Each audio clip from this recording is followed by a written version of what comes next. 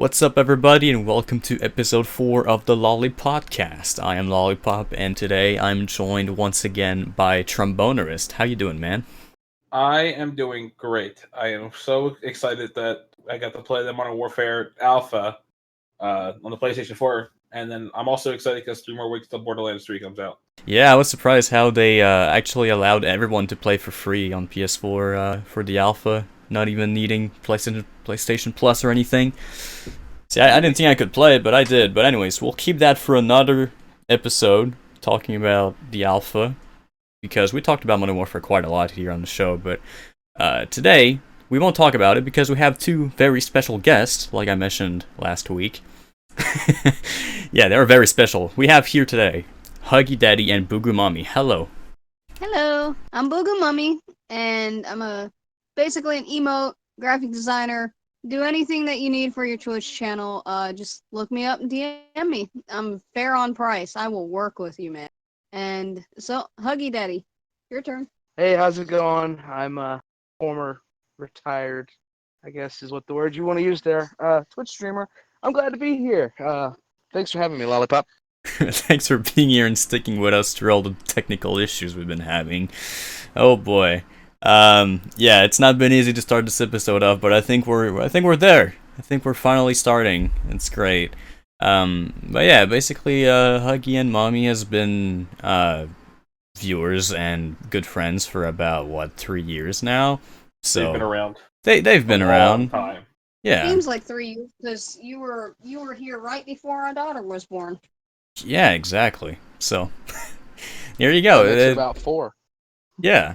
So I was like, what best people to get for our first guests on the show than these two, right? We're very excited about the topic. I guess that's why we're hesitant, because we're just so excited about this topic. We just can't wait to get through the intro. It's exciting. Yeah, but the intro's not over, so I know, right? You know, I mean, I'll just extend it. Like, I all right. remember when we didn't have Boogoomommy and Huggydaddy, and then one day they just kind of appears like, Lollipop, who are these two? And you're like, oh yeah, I like those guys. I'm like, okay. And I'm like, hi, Boner. Yeah. That's how everyone's introduction is. Hi, Nick. Hi, Boner. I don't think we ever called you Boner on the podcast before, so I'll just explain so it doesn't sound weird. You said it so much, it's normal in our heads, but it's weirder to every other people. Yeah, it's an inside joke, I guess. So you know how he's called Trombonerist? Well, funny story, he tried to get this name as a gamer tag on Xbox, but Xbox didn't accept it because it had the word boner in it. So, yeah, now we just call him Boner. I really wanted the gamer tag to be like Trombonerist or something like that, but I couldn't. I guess so Tromboner you would went work. with something like 10 I times could, worse. but, We're not going to mention it, but Well, the thing is, I want to put trombone in, but now with the new gamer tag system that's going to be coming and everything, it's like they're going to put numbers at the end of my gamer tag. Oh yeah, I forgot. I totally forgot that we're gonna do that, like If Discord. it's not like a gamer tag that you like, say no one has a gamer tag, it's not going to put numbers at the end. And right now they have like little but I think it's in beta currently. So right now, if you were to change your name in beta, you would have numbers at the end of your name, whatever name you took for some reason, and it just looks really weird. So, Yeah. and I had a friend that did it because even on the backwards compatible games, it'll be your name and then 4 random numbers, and it looks awful in my opinion. That's why I don't want to do it. I totally forgot that we're gonna do that. Honestly, I remember seeing this like a few months ago, though. Oh yeah, I remember just having a friend that had an issue with trying it preview. He literally had to spend another like $10 to change his name back to what he had earlier. Okay, well, in this episode, we're gonna be going over the question of what age is appropriate. Appropriate? Yeah. Wait, how do you spell that? It's appropriate. Alright. Right. I don't suck at English too much. Okay. So, yeah, oh my god, what, you want to just say the question, Trombone? I suck. Alright, so it is, where's the question? Oh god. Alright, never mind. What age is appropriate? What age is appropriate to start playing video games? There we go, we did it. Yay! Microphone high five? Yay. Yay. Okay. Oh yeah, I was supposed to do high five? Hold on. Do it again. I missed it. God, you suck Don't at be high hanging. fives, dude. What the fuck? Don't leave me hanging. Let's go, ready? I'll leave you hanging. Barney Stinson, you just got hanged, dude. Damn it. I'm not high-fiving you anymore. Okay, anyways. That's gonna be the main topic for the episode, and what better guest to have than actual parents who are gamers? Right? I mean... Right? That's profiling. Profiling. Dude, I mean, that's what you are. Is that wrong? I Would mean, you... heck, even our tags are mommy and daddy, so There you go. Yeah, that's your fault. it's not. Yeah, if you guys are Hey. wondering, Done Before Gaming is actually the mix of Huggydaddy and Boogoomommy, so... It was shorter for the title, don't worry about it. Alright, so you want to just jump straight into that topic then? I know Mommy was Yeah, excited. Let's go for it. Because you guys, actually, when I told you about the topic before we got on the show, I actually told them what it was going to be. And they were saying they actually talked about this like a day before. And they were like, yeah, we already talked about this, let's do this. It was, Yeah, it we was were not- fully seasoned. Yeah. Yeah, it's all because we started looking on Amazon and stuff like that, because Tetra, which we call Boogoo on stream, on everything like that, she is turning 4 years old in March of next year. So we're trying to figure out what we should get her for Christmas. And so it came up as that question. Do we want to get her a system? Is she ready for it? Hmm. And how do we know? Yeah, And yeah. I'll let Huggy get some sentiment on that as to what we came to a conclusion on. So basically, what we came to a conclusion, and it's not really a conclusion yet because it's still a topic of discussion. Yeah, we're Just still because talking Christmas is only 4 months away. Yeah, yeah. You got time. We kept asking ourselves, when is an appropriate time for children to start playing video games? And I thought back on myself when I was a kid. I said, well, I started playing Super Mario Brothers 3 when I was 4 years old. Yeah. And I mean, it was just a bunch of pixels back then, so it wasn't as high resolution as it is now.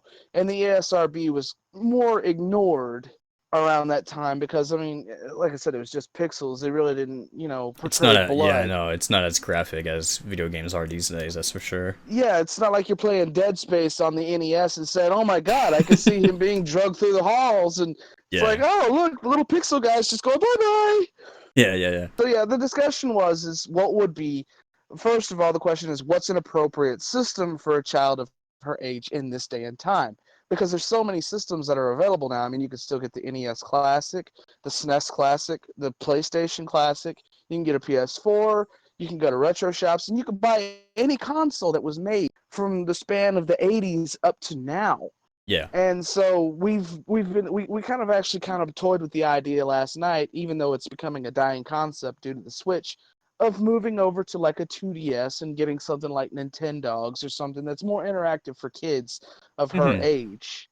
Yeah. But what really brought up this whole conversation between Mommy and I was, and I'm not gonna throw names out there for privacy's sake, but not my cousin, but my nephew is highly interested in Minecraft and Fortnite. And as we all know, if you look at the ASRB, Minecraft is an E10 game. You should be 10 years old and up. Which And I there's think nothing really. Fortnite is labeled. I can't remember what Fortnite's labeled. It's rated teen. Is It's it rated teen. teen? Yeah, Really? it's teen rated. I guess because of the Yeah, guns or something. because of Yeah, that would make sense. violence, and I mean some of those characters, as people would say it these days, are dummy thick, which I guess kind of puts some sexual content in there. I'm not really sure. I'm thick. Yeah, I get I mean, that. Overwatch had the same criticism, but I don't know it's if rated that's teen, really. too. I don't know if the SRB So- actually cares about that or not. I And don't so know. then what we came about as to an on topic of that is his mom was at first a year ago she was against them playing Minecraft.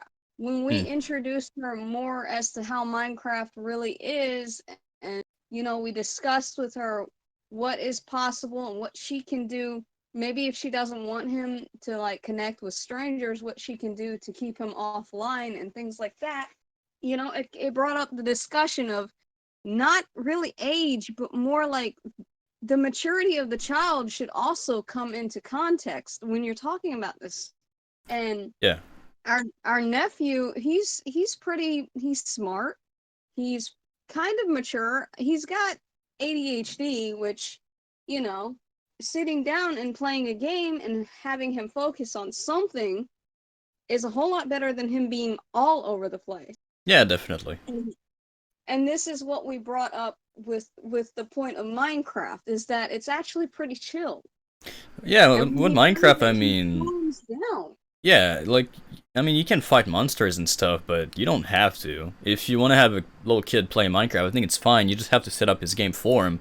You know, put him in creative mode, put him in peaceful, and just give him a few blocks, and he can build stuff. I mean, I did that with my little brother. I bought Minecraft for him, and, you know, I created a world for him in creative mode so he can build some houses and stuff, and spawn in some pigs, you know?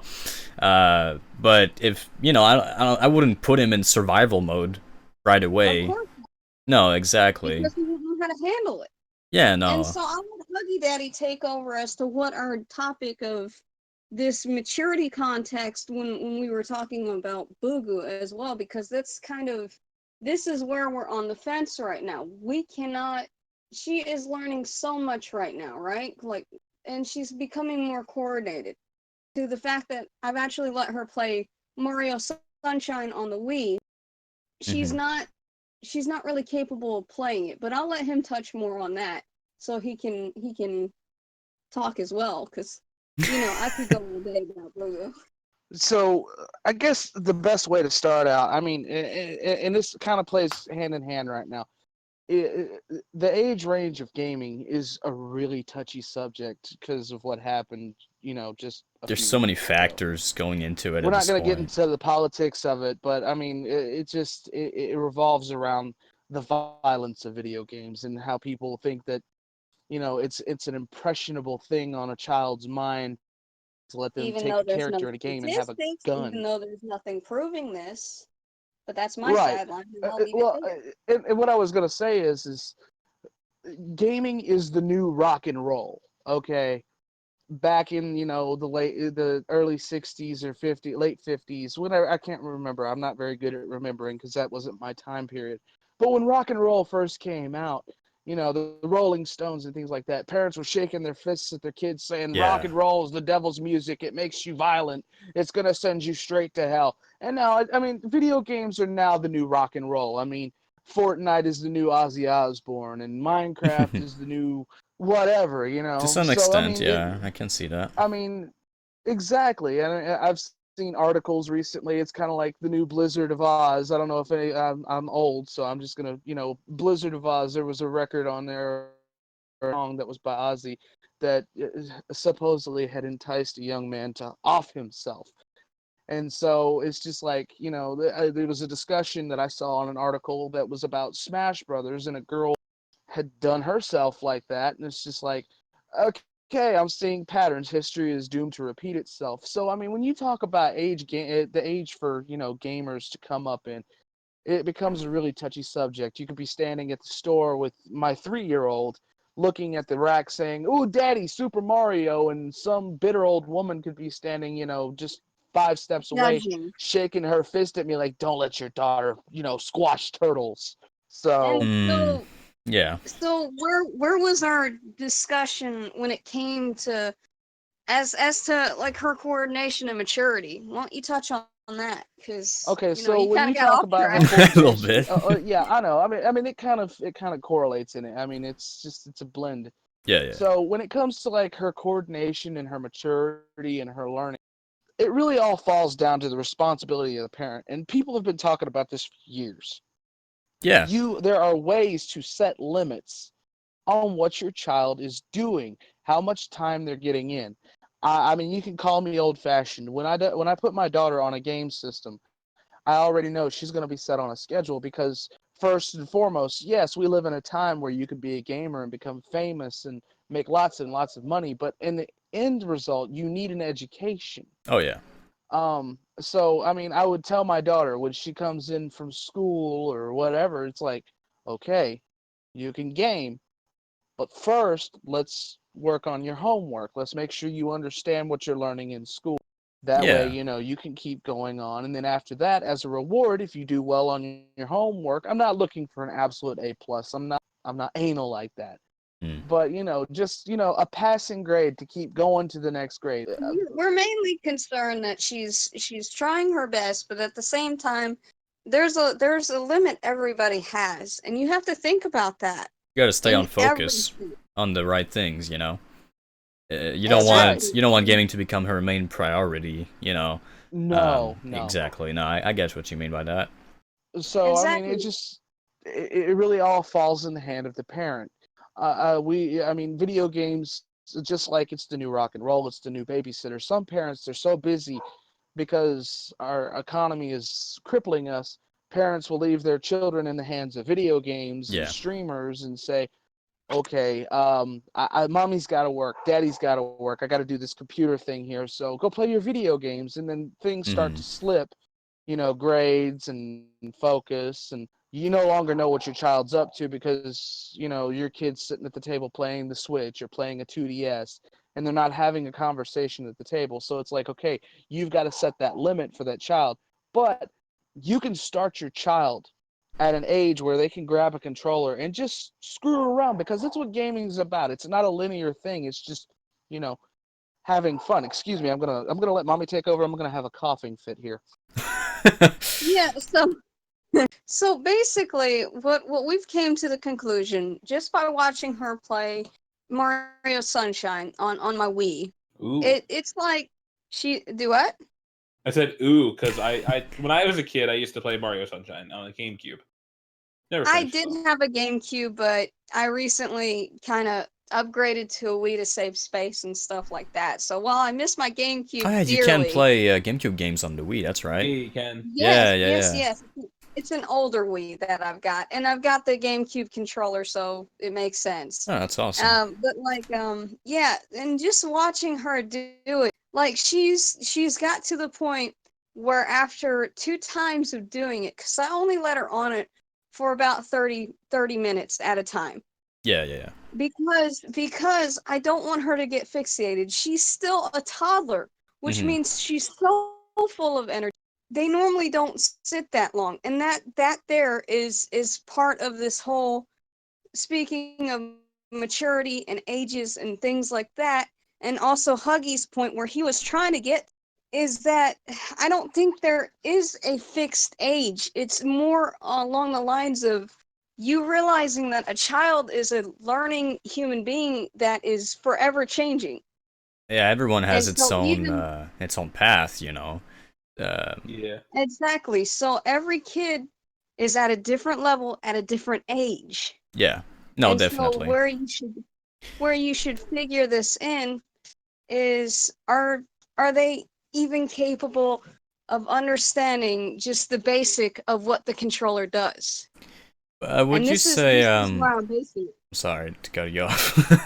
Didn't mean Oh to. no, Lollipop, it's your show. You can cut in and ask me questions. Yeah, If I'm yes. I was gonna say, would you say, like, for example, I see a lot of kids who, you know, don't necessarily play video games, but who, whether it be movies or books or whatever, would you say video games fall under the same source of media than movies or books, or would you say it's something different? That, like, for example, would you let your kid play a violent video game, but not let him watch a movie about violence, or vice versa? You know, do you consider these to be the same things, or?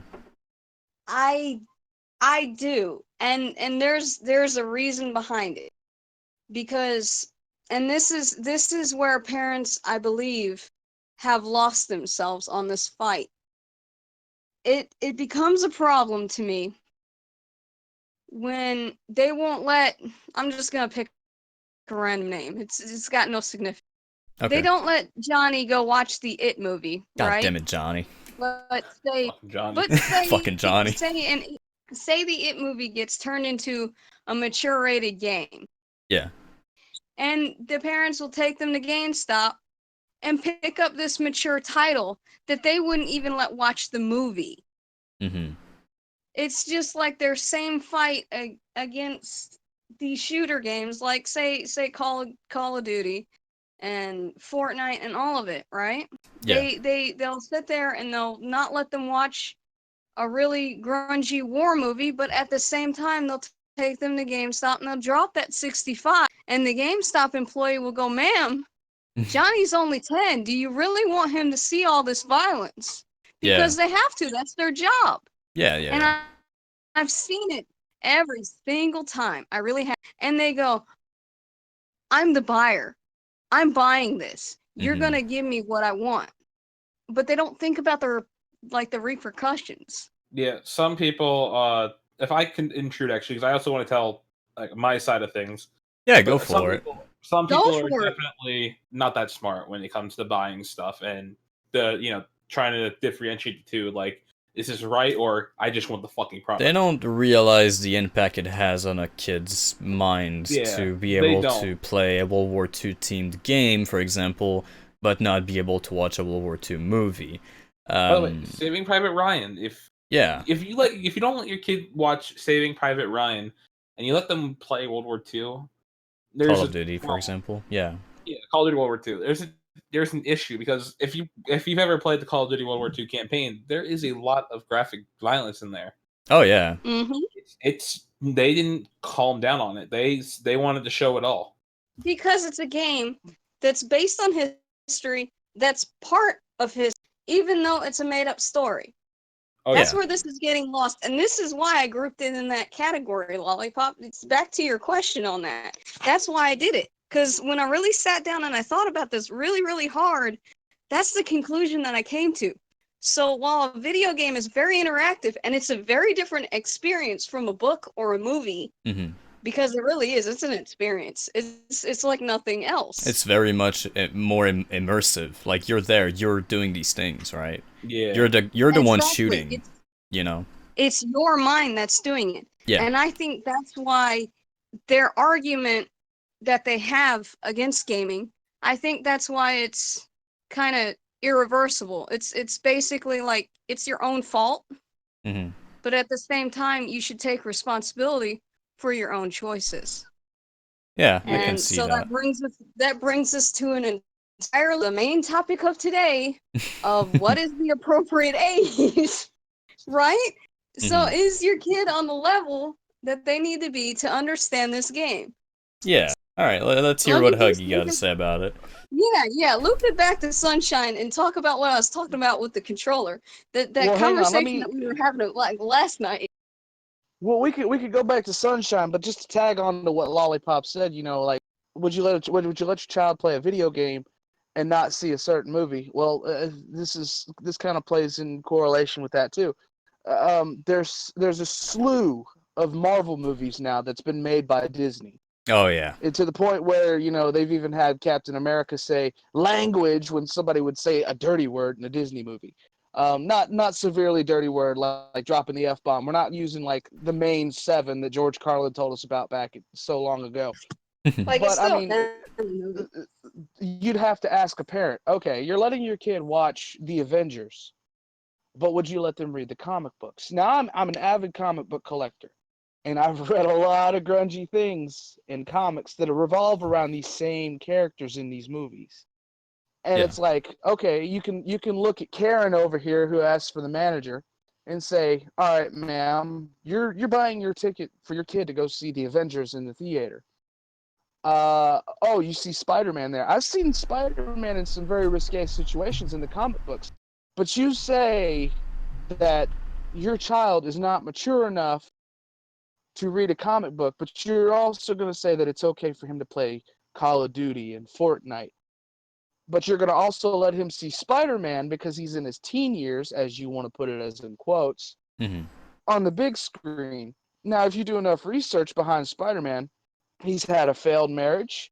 He's done some very dirty things with Black Cat. Not to go into detail on the comics because it doesn't really show those details, but it does kind of put them in a go fade to black type of situation. Like, oh, and the next day here he comes, and Spider-Man's remember putting that on his Batman Spidey movie suit. with Catwoman? Yes, Off I topic. do. I'm sorry. That's like back to that. Or Karen lets her son go see Suicide Squad because he's got to see that movie that's got Harley Quinn in it. No. let's I mean let's just I'm not gonna go into full detail on it, but it kind of tags on to what you were saying. Would you let your child play a video game that was also based on the histories of the world, but you won't let them see Private Ryan or the Platoon or something like that? Mm-hmm. For me, it's like if I had to choose between would I let my kid play a game, like play a World War II game, or would I let him watch a World War II movie, I would say I'm going to let them watch a World War II movie first. If I had to choose between which one I would do first, I would say that because I want them to know what World War II was, what it was like before they pick up a game and then they go, holy shit, what the fuck's happening here? Oh my god, we're killing random people. I think Very it's more good important. point, Boner. And You- that's yeah. where I was getting to as well. Yeah. So I you'd think I rather know what you're saying. Somebody go ahead and remind me. I'm not sure which one it was. You say you would let your kids see a war movie. Oh no, what I mean is so they would understand. I want them to understand before they do it. Yeah, so you It's want like- them to like know what it is, what they're doing. Yeah. You're shooting Like, random compare- people, but here's why, and here's it really happened. Before they get Right. into the game. But some Call of Duties get off topic, They do. Go ahead and remind me. I can't remember which one it is, but there's one. It's been very controversial throughout the ages ever since it came. Modern Warfare and 2, everybody is that always the goes back to it. you mean the scene with the Russian shooting or something? Yes, when they say no Russian. Yeah, so that's Modern Warfare 2. That was an extremely controversial thing. The thing is, You could I skip think it though.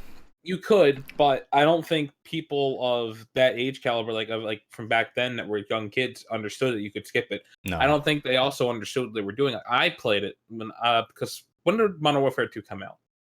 It was 2009? 2010? 2009. Yeah, I'm going mind with you, 9 because I graduated then. before I talk about this, like in my full detail of how I want to say it, just to go a little bit back, my parents, they let me play video games. I played games like Sonic Adventure 2. I had a Dreamcast. I had PlayStation. I played it. I remember playing a tank game called Seeking Story. I played Time Splitters Future Perfect even, Mhm. and that's kind of gory at times. But I also played Halo, and it's like they would let me play it. They let me play. They let me shoot stuff, but they would always, they'd make sure I knew that the reason I was doing this was not because it was right, but because it was you're trying to defend yourself from something, or you're trying to do something, or they're in your way and they're trying to kill you too. Yeah, exactly. It's like kind of like what Mommy said. If the kid's ready to play a war game and he understands what war is and he understands what the actions he's doing in a game cannot be reproduced in the real world, for example, then yeah, go ahead and let him play. I mean, it's like, but you gotta put it in his mind that you can't just like let a 2-year-old play Call of Duty and expect him to think it's not okay, right? Yeah, you gotta put that limit in his brain. It's desensitization is exactly. Is the actual term for it. Because a small child of that age who isn't mentally ready to understand something and take something in that deeply, they'll grow up and they'll see guns like that. Mm-hmm. And even in the deepest war situation, say something terrible happened. Basically, if you're desensitized to shooting a lot and things like that, and say they actually end up in that dangerous situation, Mm-hmm. they basically won't even flinch. They'll just stand there, and it won't click in their mind that they're in danger. I think that's what's happening a lot in school shootings. Mm. Yeah, exactly. See, they don't think that there's a repercussion. I don't think it's fair to say that, because that would be like Uncle Jimmy taking little Tommy out hunting, and he gives him his first pocket knife. Yeah. Now, this is a thing that was discussed many times when we were younger. That when you take a child out and you teach them to hunt, they become desensitized, and then all of a sudden they're caught skinning the neighborhood cat, and then all of a sudden when they're a teen, they shot somebody, and nobody blinks an eye and says, well, they were desensitized at a young age to kill animals, and so we don't know what happened to him. It's just he just shot a kid, and we don't understand what's going on. But to say that they're being desensitized by a video game is not entirely true, because, I mean, when I started playing Dead Space at a young age, I was in my teens, that game still scares the crap out of me. I'm gonna have to let mommy take over. I've got a train coming by. Yeah, I heard that in the background. But I see where you're coming from with this. I mean, I don't think you can blame video games or hunting or anything. I think there's way more that goes into that for a kid to go that far and do these actions than just a source of media or an activity, right? There's got to be some kind of mental health issue on there that's not been treated, you know. Exactly. But I don't want to get really, into that too much, though. But yeah, no, I But totally and get what really, you're saying, I wasn't though. saying that. What I mean by desensitization, it actually only happens under the age of 3, and this is shown in different studies scientifically. So would I show a 2-year-old or a very, very young 3-year-old something like Dead Space and let them play it? Absolutely not, because that's where that comes into play. Trombone, you So- were gonna say something? Yeah, I was gonna Yeah, say. sorry, So Bono. before we get too far off topic, I want to go back to the 2009 Modern Warfare 2 quickly. Yeah. Oh yes, go ahead. When I was 9 or 10, around there, I did play Modern Warfare 2 when I was a little kid, just like GTA 4, except GTA 4 was a different story. I had to mute the TV whenever I played. My parents said that, but no, my parents wanted that. But when Modern Warfare 2 came and I played that mission, at first I didn't really understand what I was doing. So I was like, okay, maybe they're bad guys. I don't know. And Yeah. and I just assumed, okay, I did it, and I did the mission, no problem. If I were to go back to it now, I don't know if I could actually play that mission without being like, oh, I'm. It's way killing more innocent impactful people. when you understand it. Because as a yeah. kid, you've been shooting people the whole game ever since you started playing. So you shoot more people, it doesn't matter to you. You don't understand. You're like, oh, they must be enemies if I'm shooting them, right? Yeah. Like the game doesn't tell you like, well, as a kid, like yeah, there's text and stuff. It says you can skip it, but as a kid, you're like, no, I don't want to skip a mission. Why would I skip a mission? That's all the fun, right? So the kid is not gonna skip it. Then he shoots all these civilians and he doesn't understand what he just done, and then he just goes on to the next mission and forgets about it. That's what happened with me. I don't remember. Like I know I played this mission when I was like 10. I don't remember it being impactful for me or me even remembering. Like I didn't even remember this mission until it was brought up by the internet a couple years ago. So no, I definitely know what you mean by that. Russian. Yeah. But I think also in cooperation with the actual mission, people using the meme "No Russian" is kind of like, I think, is somewhat desensitizing some other people. That, you know, memes are a whole other subject I know about Yeah, that. that's a Just whole that subject. one meme, and then when, like, say you hear the meme and you play the mission, you're like, "Ha! I get the meme, no Russian." They start laughing, and it's like, no, you know this means that you're gonna go kill innocent people. Yeah, exactly. But yeah. And yeah, for a different topic though, we can talk. Yeah, about it later. we can talk about that sometime, but no, memes are But, definitely something else. Yeah, but overall, that thing, I think that one meme that correlates with the mission because it's from the mission. I think that is also helped kind of desensitize people to what they're actually doing if their young kids don't actually understand what they're doing. You know, about the desensitizing thing, I think you're right that games can definitely do that. I think movies or anything really can do something like that. And as an example, it might sound weird, but we see it in media even, like The Walking Dead, for example.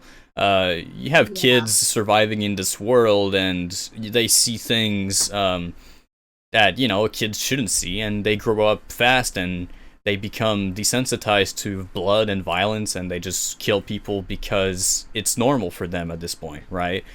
It's a fight or flight. Yeah, now that's a big exaggeration of what happens for real with games, but I'm just saying, there's definitely some impact on kids' minds when they are, when they see a lot of violence and stuff like that, right?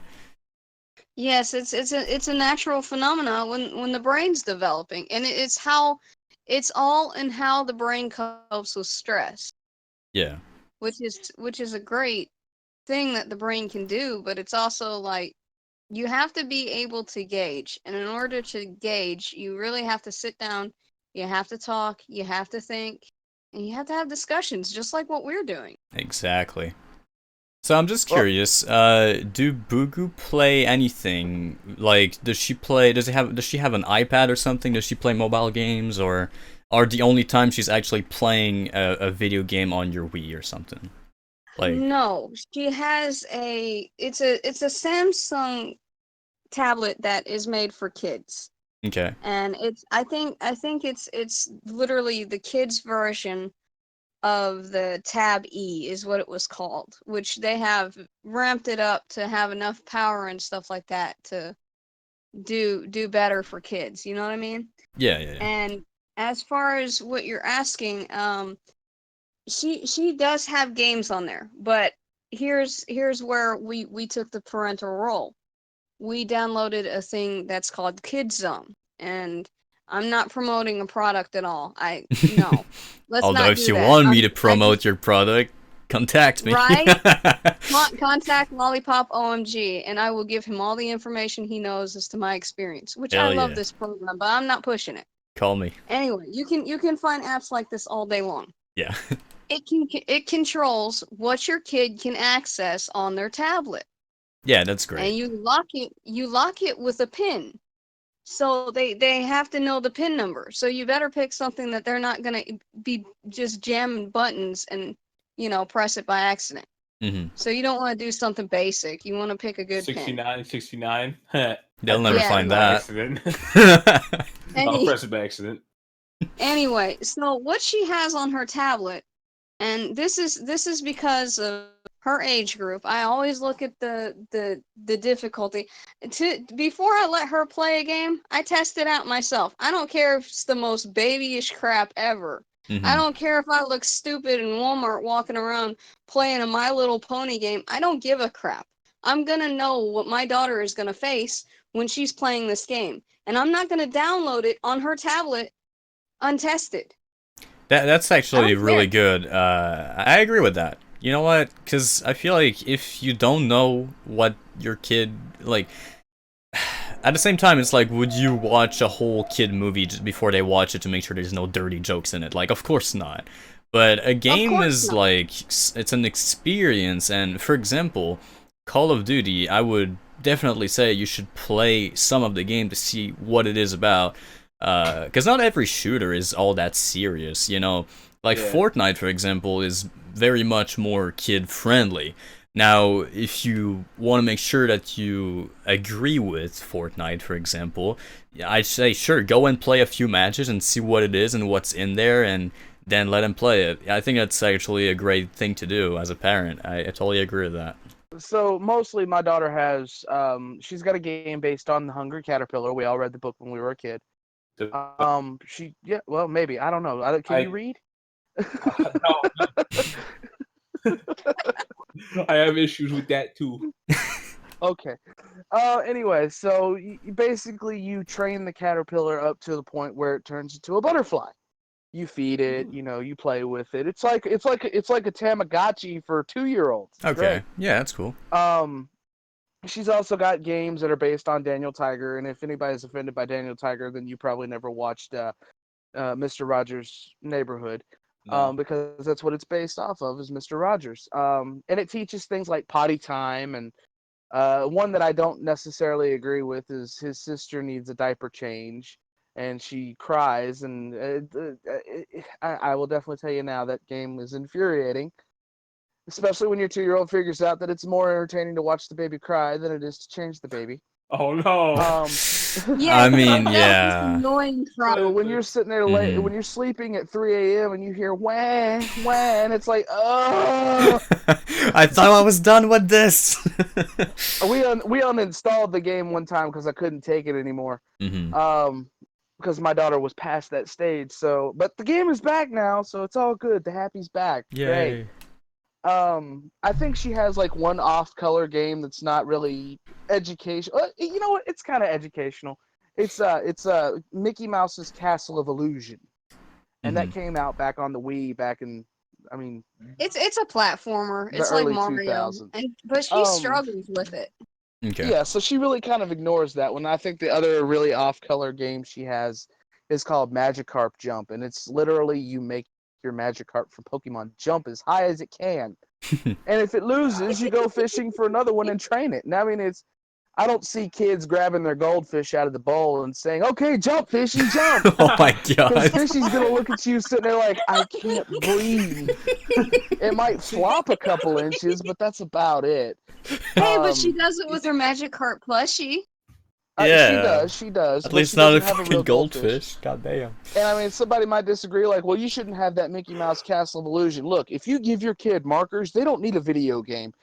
They're going to draw on the wall whether you like it or not. Yeah, basically. Yeah, Because true. they see this big white wall and they say, oh, that's a beautiful canvas. I'm going to draw stick That's why my figures on it. kitchen's not painted yet. Oh, And man. so, and more importantly, if you don't want your kid to learn from Daniel Tiger how to go potty, then you don't want your kid to learn how to go potty, and you're gonna change diapers forever. So to say that things like that, like those games, like to say those games are really bad, it's because they're video games in general. It's like saying, well, it's bad for you to teach your kid how to potty train or whatever. I mean, it's a stupid concept. So I mean, it's based on what you regulate onto a tablet for a child as you do in a video game. Yeah, it reminds me like, those short movies of people like teaching kids how to use the potty or whatever. It's kind of the same thing here with games. It's just more interactive. That's basically what they try to do in the short movies, is to make it interactive. Like, they respond to the camera talking like the kid said something to him and stuff like that, to try to make them feel like, he's there and he's his friend and he's teaching him how to shit. So It's like, I mean, yeah, it's pretty similar to that, I'd say. So no, they're definitely not a bad thing. I have a question that I want to ask Huggy and Boogoomommy. And this is something I this might be weird for you, Lollipop, that I'm asking this, but I don't understand why. I'm trying to word it. No, I can't teach you how to make children. Damn it. God damn it! All right, next question. I don't understand the world with, like, people are now giving their children tablets to play with, and when I remember growing up, I didn't have tablets to play with, obviously, because I was born way back in 2000. For those people that think that's way back, but I remember, even now in preschools, like, I'd go to like preschool, we wouldn't have tablets. All we'd have is like toy cars, and we'd have like a tiny little sled in the actual building somehow. I still question that to this day. But didn't you have like a Game Boy or a Nintendo DS or something at some point? No, I had a Game Boy, but I never really played it at all. And then I had a DS, never really played it either. I don't understand. Like, I'm one of those guys. Like, why give your child a tablet? Like, at this young of an age, why not wait till maybe they're around 6 or 7 and then? Well, I think electronics? I know you said you were gonna ask to Mommy and Huggy, but I'll give my take on it because Yeah, my little brother is always on Go ahead, tablets. Lollipop. I'm interested. And there's a lot of That's my kids issue. too, but I think it has to be like, it's where we're at here as a society. It's like everything is so connected to technology nowadays, whether it be in movies or games or tablets or whatever. You see everyone on their phones, and kids want to have a phone too. If they see their parents on the phone all the time or on their tablet all the time or always watching TV, they're going to want to watch TV and use their tablet as well. So then, instead of making your kid use your tablet all the time and fuck up all your files and your apps, well, then you buy them a tablet for them, right? And like Mommy said, there are ways to block away certain applications with certain apps like Kid Zone she mentioned, so it becomes a kid tablet for them to use, so they don't always take yours. And I mean, is that a good thing or a bad thing? I don't know, but I feel like they're kind of forced into it because technology is such a big part of our lives nowadays. I do agree, Lollipop, and I actually had a side reason as to why our Booku did end up with a tablet so young. It relies on outside, pressure as well, but that's not the only reason. When I was having a kid, I started looking into schools. I looked into everything possible that could ever happen with this kid because I had nothing to do. You know what I mean? Yeah. And, You got to plan ahead as well. I mean, you don't want to do the planning after the kid's born. I'd rather plan ahead first, and then I'll have an idea of what I'm doing afterwards. Yeah. Exactly. And then when I started looking at kindergarten curriculum, a kid is actually entering kindergarten, and they are expected to know how to function a tablet these days. Wait, they have to know how to function a computer. Serious? I am not shitting you. That's not right. That's in my opinion. Well, now hold on. Hold on. I don't think that should be a prerequisite to kindergarten. I think you No, should definitely learn over not. time. I remember I didn't learn how to use a computer for a long time in kindergarten. And then Well, I don't know how I learned, but I did learn throughout my time going to school. I think that's a skill you should pick up as you go to school, not a skill you have to pick up before you go to school, because that's just it's weird in my It's opinion. kindergarten. I mean, what's that, like 4 years old or something? Literally, it's like preschool would Well, be like 3 to 4. kindergarten I think is 4 to 5. 5 and preschool is 4. Yeah. And so she's going to go into preschool, and even then, they want them to at least be able to know how to handle a tablet, which means they better not throw it on the ground and break it, or they'll probably get Okay. suspended. No, Now, I Huggy, I see want why. you to say what Okay. you were about to say. Okay. I can chime in on this and actually shed a little bit more light, because I actually had to give this exact same explanation to my sister over my nephew. Mhm. What it is with children in these days and times, they are a product of this time period. Everything is just like Lollipop said. Everything is a super highway of information. And I mean, I don't know how many of you actually remember when you were kids, walking up to mom and dad saying, why does it rain? Or what Yeah. causes a rainbow? And to I give the mean, best I still quote do that. that I could give, the best quote I can give comes from Ron White. And he was talking to his kid, and he says, "Mommy, where do rainbows come from?" And he says, "Oh, it's a gift from God to show you that he's happy." And he pulls up his phone, and he sitting there, click, click, click, click, click. Bullshit. What it is Yeah. it's caused by the refraction of light through the moisture in the air. Click, click, click. Porn. You know. But it's all based on a super highway of information, because mom and dad doesn't always have the information they need, because as we go through these generations, education becomes more and more complicated. All of a sudden, algebra 2 or calculus is no longer a decision in school. It's a Thank required. God. Oh wait, what? It's a required. Oh yeah, I was definitely. for calculus. I was never required for it in school. I took pre-calc because I wanted to take 4 years of school of math. I didn't It have has to now take become a requirement. Since It is now a wow. requirement that you take calculus, because they want.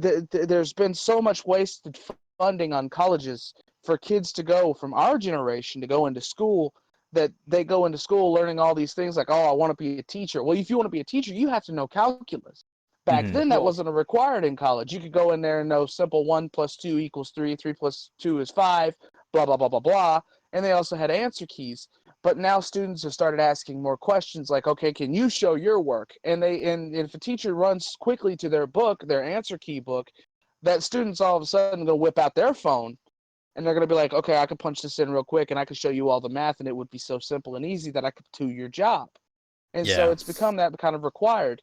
And we have to keep up with the times, because if we can't keep up with the times, as it stands right now, if I'm not mistaken, correct me if I'm wrong, we're behind in the education system in the world. I believe we are, if I'm correct. And if I'm Definitely. We It's are, I we so really also are. I get why teachers like math teachers or teachers that are trying to that are grades let me think kindergarten through 5th, at least I know in New Jersey, are required to know all the fundamentals like English, history, and such, and are able to teach it. But I don't see that being like I don't see why that would be a requirement for someone that's like a music teacher. Like if I were to ever go into music teaching, which probably won't happen, I don't think I would have to learn calculus, but I don't see why it should be a requirement, because I've also never taken calculus. I never had to take calculus. My math requirement was met in college by taking introduction to statistics, which, by the way, screw that class. That class sucked. I almost failed it because I can't do statistics really well, but I passed it. But I don't have to take another math ever again. And like for my English, even I took 2 years of English, or 2 semesters of English, which was extremely easy. All I had to do is read a book and write about why my opinions on this book, or answer questions about the book, and I was done. Yeah. Thing is, if I go into teaching, I don't think I'll have to learn the stuff again if I'm going for music. Like like you said, it's auxiliary, but still, I don't understand why that would be a requirement, though. It doesn't make sense. I'm not going to use calculus ever again in my life. I don't care if I'm behind on education. If I don't need it, I'm not going to go learn it. There's no reason for me to learn it. I probably should have answered that clearly when I said, if you want to be a teacher, like there are certain teachers a gym teacher will never use calculus. Okay. Oh yeah. A music teacher will never use calculus. They might know Hopefully. algorithms for, helping write music, or, I hope not. keeping in time with the beat. Hope not. But I mean, like if Actually, you're though, teaching math or science, that's more likely going to be up your alley. Like you've got to know those things. actually, no, actually, I have the answers to what you're getting at, the Huggy. It's called here. They have changed what it is called, and you cannot be a science, math, or not even like a social studies teacher without having taken those requirements. That's so And it's stupid. because it's all based on STEM, which is science, technology. Um, I forget what the E is. I can't I, think right now. But uh, and then the last one is math, engineering. No. That's yeah, there that's you go. the E. Yeah, there we go. So they have to have any of these subjects. It doesn't even matter if all they teach is a basic biology class. They have to take all of the requirements, even the math, even the I But is that a calculus. It's bad thing, nuts. though? I It's guess not not. for No. those guys, but like if I'm assuming. Oh, hold on. For the guys that are in STEM, or that go down science, technology, engineering, or math, I understand why that. But like, if it were to be forced on other teachers, which by the way, I don't agree with social studies being a required course for calculus, but That's Tennessee, man. I don't know. that doesn't make sense to me. But I understand those four being having a requirement of calculus. But like, if you were to add music in there, I would question you why this is a requirement. It wouldn't make sense to me, because for a music guy, and I'm a big music nerd, that's probably what I'm going to do when I get out of college. For music, you're not counting. Like, all you're doing is counting beats, trying to keep a rhythm, and trying to hear stuff in your head, having good ears. I don't see how, if this were to be forced upon music, if calculus were to be forced upon music, how this would benefit any musician in any way, shape, or form. Doesn't make sense. Well, I Yeah, can it's touch on it's that not because it's not forced on them though. I know, I but can if it touch on were that to because be, I studied music too. Because I went to college to be a producer. Um, ooh, there are certain mathematics that go into producing music, like learning the natural number system, learning ohms and Ohm's law and things like that for the stuff that you're working with. There is math that goes into music. It's just what branch are you in? Are you the composer? Are you the producer? see, Or if I are were to be you the just composer, I don't think it would matter for me. If I were to be the composer? The only kind of calculus I would need to know is, what does every instrument sound like, and what is the technical range for each instrument, and why. well, if you were going to be a composer, you would also need to know, It- and this is just simple math. I mean, it's very simple, but a lot of music is based off the Nashville number system, and it goes one I and think two we're and getting three like and way four off and topic though. no. We're not Yeah, off topic. We're way on topic, no, because we're pretty on there because we're still talking about the same thing. But No, but that's but fine. It's yeah, interesting stuff, though. It I'm enjoying is. It this because is. I have no Where'd the idea about games any of go? this. Yeah. for music, Where'd like the games go? Yeah. Well, for I mean, music, well, like the national number system is something I think you learned really pretty much early on in music. I don't think you ever have to actually sit down and take a full-fledged course on it. You'll know it pretty easily. Now, if you're you would someone that think. doesn't, now if you're someone that takes a music that goes into music fundamentals, something I had to take actually last semester for college because it was a requirement. You like they teach you in music fundamentals, like the beats for the thing are 1 and 2 and 3 and 4 and in eighth notes. And honestly, it's really simple. It's just I think some people will overcomplicate it, because all it mhm. is you're breaking down beats into different sections. I think you can explain more of this, Huggy. I'm tripping over my words right now. But Basically, if any song that you listen to that's famous on the radio, you'll notice that it does have the Nashville number system. You could listen to any song in the world. Doesn't matter if it comes from Bollywood, comes from Mexico, Frank comes from Sinatra China. You're gonna hear in if America. just sitting there listening at the beginning of the song, on the first beat of the song, you'll actually just start noticing it. It just comes elementary to you.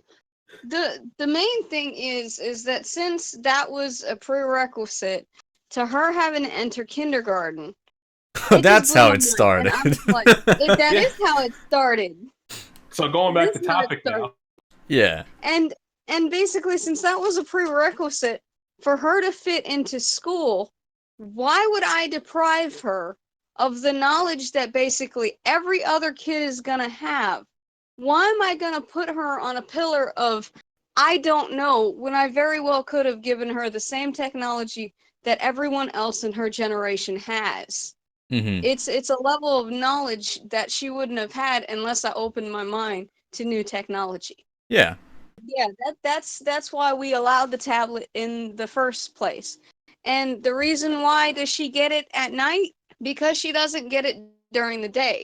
See, she's not on this 24/7. Mm-hmm. She only gets this at night before bed. And what I have noticed and why I'm okay with this is because this thing has taught her her ABCs. She can count to 32 now. She knows most of her colors. The only one she's gripping up on is the neutrals now. Let And me see, she's what else what, has she 3? learned from it? Yeah, she's 3 and I couldn't she count to turned 3 on 32 at March 3 for 25th. sure. So, you know what I mean? Yeah. It's she's still pretty young 3. Yeah. And this is teaching her communication skills. She Mhm. knows to, if she wants somebody's attention, she goes, excuse me. And then she says hi. And she started to introduce herself. And she started to, these things that she sees all the time, but is reinforced by this technology that everyone else in her age group has. Yeah, it's not necessarily a bad thing, but like if someone doesn't have control over how much time they can spend on these things, then it can definitely become a problem though and get them addicted to the tablet, right? But if used Exactly. correctly, I think it's a great tool for parents to use with their kids. Exactly. And you could also apply this to our main topic of gaming. Exactly. What does gaming do? It's all about coordination Mhm. and eye movement. It's That's what addictive. gaming is. Reflexes and yeah. It's a coping mechanism. And Yeah. this brings it all back to that. Are they ready? What age? What are we looking for when it comes to when are we able to start gaming? Mhm. Well, back to my whole point of sunshine, and I kept bringing it up, and I'm sorry that I never got to it. Basically, when she picked up the controller the first time, she didn't even understand what she was holding at all. She Yeah. didn't know how to hold it. And my thing is, I didn't want to show her. Like, she's seen us hold controllers, so it's not like she went in blind. You know what I mean? Yeah. No, definitely. She's seen how to hold all the controllers. And so I let her fiddle with it for 15 minutes that day because she was really just fumbling. She had no idea what she was doing with this thing or how it connected to the TV or what was the point. You know what I mean? She didn't know. Yeah. So after 15 minutes of this, I put it up. I went, no, she's not ready. Yeah. The next time I gave her that controller, she held it right. She held it correctly. Then she figured out that if she moves the C stick, because it's a GameCube controller, when she moved the C stick, she realized Mario moved. Mhm. And then when she moved the yellow one, she realized the camera moved. And that caused her to then run around in circles with the camera pointed up to the sky for 15 minutes that day. Yeah, but I mean that's And so gaming. every There you go. Doesn't matter Yeah, if she's good or not. Like she's having fun. The whole point. Exactly. She doesn't care if all she's seeing is sky and it's spinning No. and she hears Mario hopping. It doesn't matter. That's gaming. She's doing it. Yeah. She's holding the controller, she's pressing the buttons, she's getting reactions, and she's responding to those reactions. So is she ready? Is she ready for her own system? I'm on the fence. I don't know. The thing to really ask yourself is this question, and really it's the answer all to this whole scenario. Would I let my child watch me play this?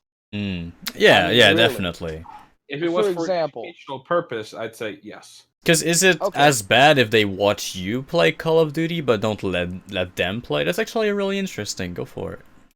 I mean, if a good example that just came up, we discussed it before we started this podcast. Death Stranding. Yeah. Now, first of all, most kids by now, if they watch Walking Dead with their parents, which probably shouldn't be, No. should know who Norman Reedus is. Now, one of the mechanics in the game is you can make Norman pee Ooh, on a plant. Uh-oh. Interesting. Did you lose him? you gotta preserve the water. you can make Norman pee. Now you could try. I watched the whole video clip before it was over with. You can try to turn the camera, but you cannot see anything because he turns away because he's a shy peer. Yeah. Now, Yeah, I thought the it was question funny. is, if little Timmy wants to watch you play this game and you find out that you can make Norman pee on a plant or whatever, Mm-hmm. are you gonna let little Timmy watch that? I mean, I'd go piss on a plant too and let him know. You pee on plants, That's that's how you true. preserve water. I'm just saying, are you gonna let them see the monsters that are scary in this game? Well, Another good yeah. example. It's kind of Are like the you gonna same let thing with little Timmy play? Minecraft. Are you gonna let little Exactly. Timmy watch Resident Evil? Yeah. Well, Is an even better example. It's a dicey game. I mean, it makes me squeamish, and I'm 29 years old. I mean, Resident Evil is so- scary as shit, though. It's not. I It still really need to play is. Resident Evil 2 and like get past the prison station. I'm a big pussy about it. I'm like, I don't want to go there. The zombies. Mr. X Well, is see, fucking. the thing that He ruined jump zombies scared for me so me much. is when I was a kid. George Romero ruined zombies for me because my dad was like, "Oh, come here, kiddo. I got something for you to watch." Mm, I didn't know what I was about to watch because my usual scheduling was either Nickelodeon, Cartoon Network, or Disney. yeah. So I'm thinking, oh, okay, I'm gonna go watch the same Disney movie I've seen 100 times. No, no, no, no, no. I'm seeing Dawn of the Dead in the mall. I'm seeing things that I've never seen before, like bikers being ripped shreds to shreds. And so, I'm freaked out naturally. For So I go sure. to bed because it's a school night. So I go to bed. And my dad, he'd been drinking a few, and the first thing he decides is going to be a good idea is to bang on the window and make zombie noises. Oh, wow. So, I'm sitting here literally shaking in my bed, don't want to go to sleep because I'm thinking my dad's turned into a zombie. And so now zombie God games have damn, been, what the fuck was your dad doing? drinking. Your Holy dad was shit. trying to help you not like zombies. I Fun fact- I mean, well, that's it one worked. way to I, educate someone. Fun fact: when I used to play Call of Duty Zombies, I still play it. But like back in the day when I used to play it, I would sometimes regret playing it late at night because I would get nightmares. I remember I one time had a nightmare. I was still in bed. I woke up. There was just a Nazi zombie sitting in my bed staring at me. And he Dude. just started slapping me and making noises. I'm Okay, like, what the fuck? World at War Zombies was actually scary back then. And I don't know if that was because I was a kid, but I don't think that's the whole thing. It was actually scary for someone. It A lot, really was. like, you go and boot up Black Ops 4 nowadays, that shit ain't scary. You It's go not and play though. World at War, though, the sounds, the atmosphere, the immersion is so spooky. You have zombies there coming out of intelligent. fog, running towards you, and all you have is a goddamn pistol to defend yourself, and it's not killing it. It's not killing it, Dad! What the fuck do I do? And then you die, right? Oh yeah. So then when you get those nightmares later on that night, well, it's like, shit, I don't have ammo, I die. It's the same thing. It's like, it's not like a movie where the hero wins. The game ends when you die. So as a kid, you can never win zombies. You can never win Nazi zombies in World at War, right? So it kind of gets into your mind. You're like, if zombies were to happen in real life, we can't win. It might sound stupid, but as a kid, that's what you think if you play this game, right? It's a finality. Yeah, because that's the ending you get. I think that's why most movies have happy endings and stuff like that, even though they're about apocalypse or whatever, because you don't want them to be left in the dark and be like, well, shit, if that ever happens for real, we're fucked, right? So, no, I can definitely see why World at War was scary for kids. Holy crap. I mean, I was scared of it when I was a kid. There are reasons why there are ratings on these games. And it's more for the parent to look at and say, would I let my kid watch me play this? No. It's there fucked are other up. reasons, there are certain games that I think there's a new rating that's been created. I'm not really sure. I don't pay attention because I don't let my daughter, first of all, play those games. But with online interaction, like, it's not rated because of the online interaction. If little Timmy gets on Call of Duty and all of a sudden somebody starts yelling racial slurs, little Timmy might have picked up a few new words. Yeah. that he probably shouldn't have picked. And that bounces back to the main topic. Would you let your kid, like, what age would you let your kid play an online game? Because, games like Mario Sunshine or whatever are fine, because, it's just her and the game, right? But what about online games? Contact. Yeah, there's no contact. But what about, like, whether it be Fortnite or Minecraft or whatever, or even Call of Duty, what age do you think a kid should be allowed to get on the online part of gaming?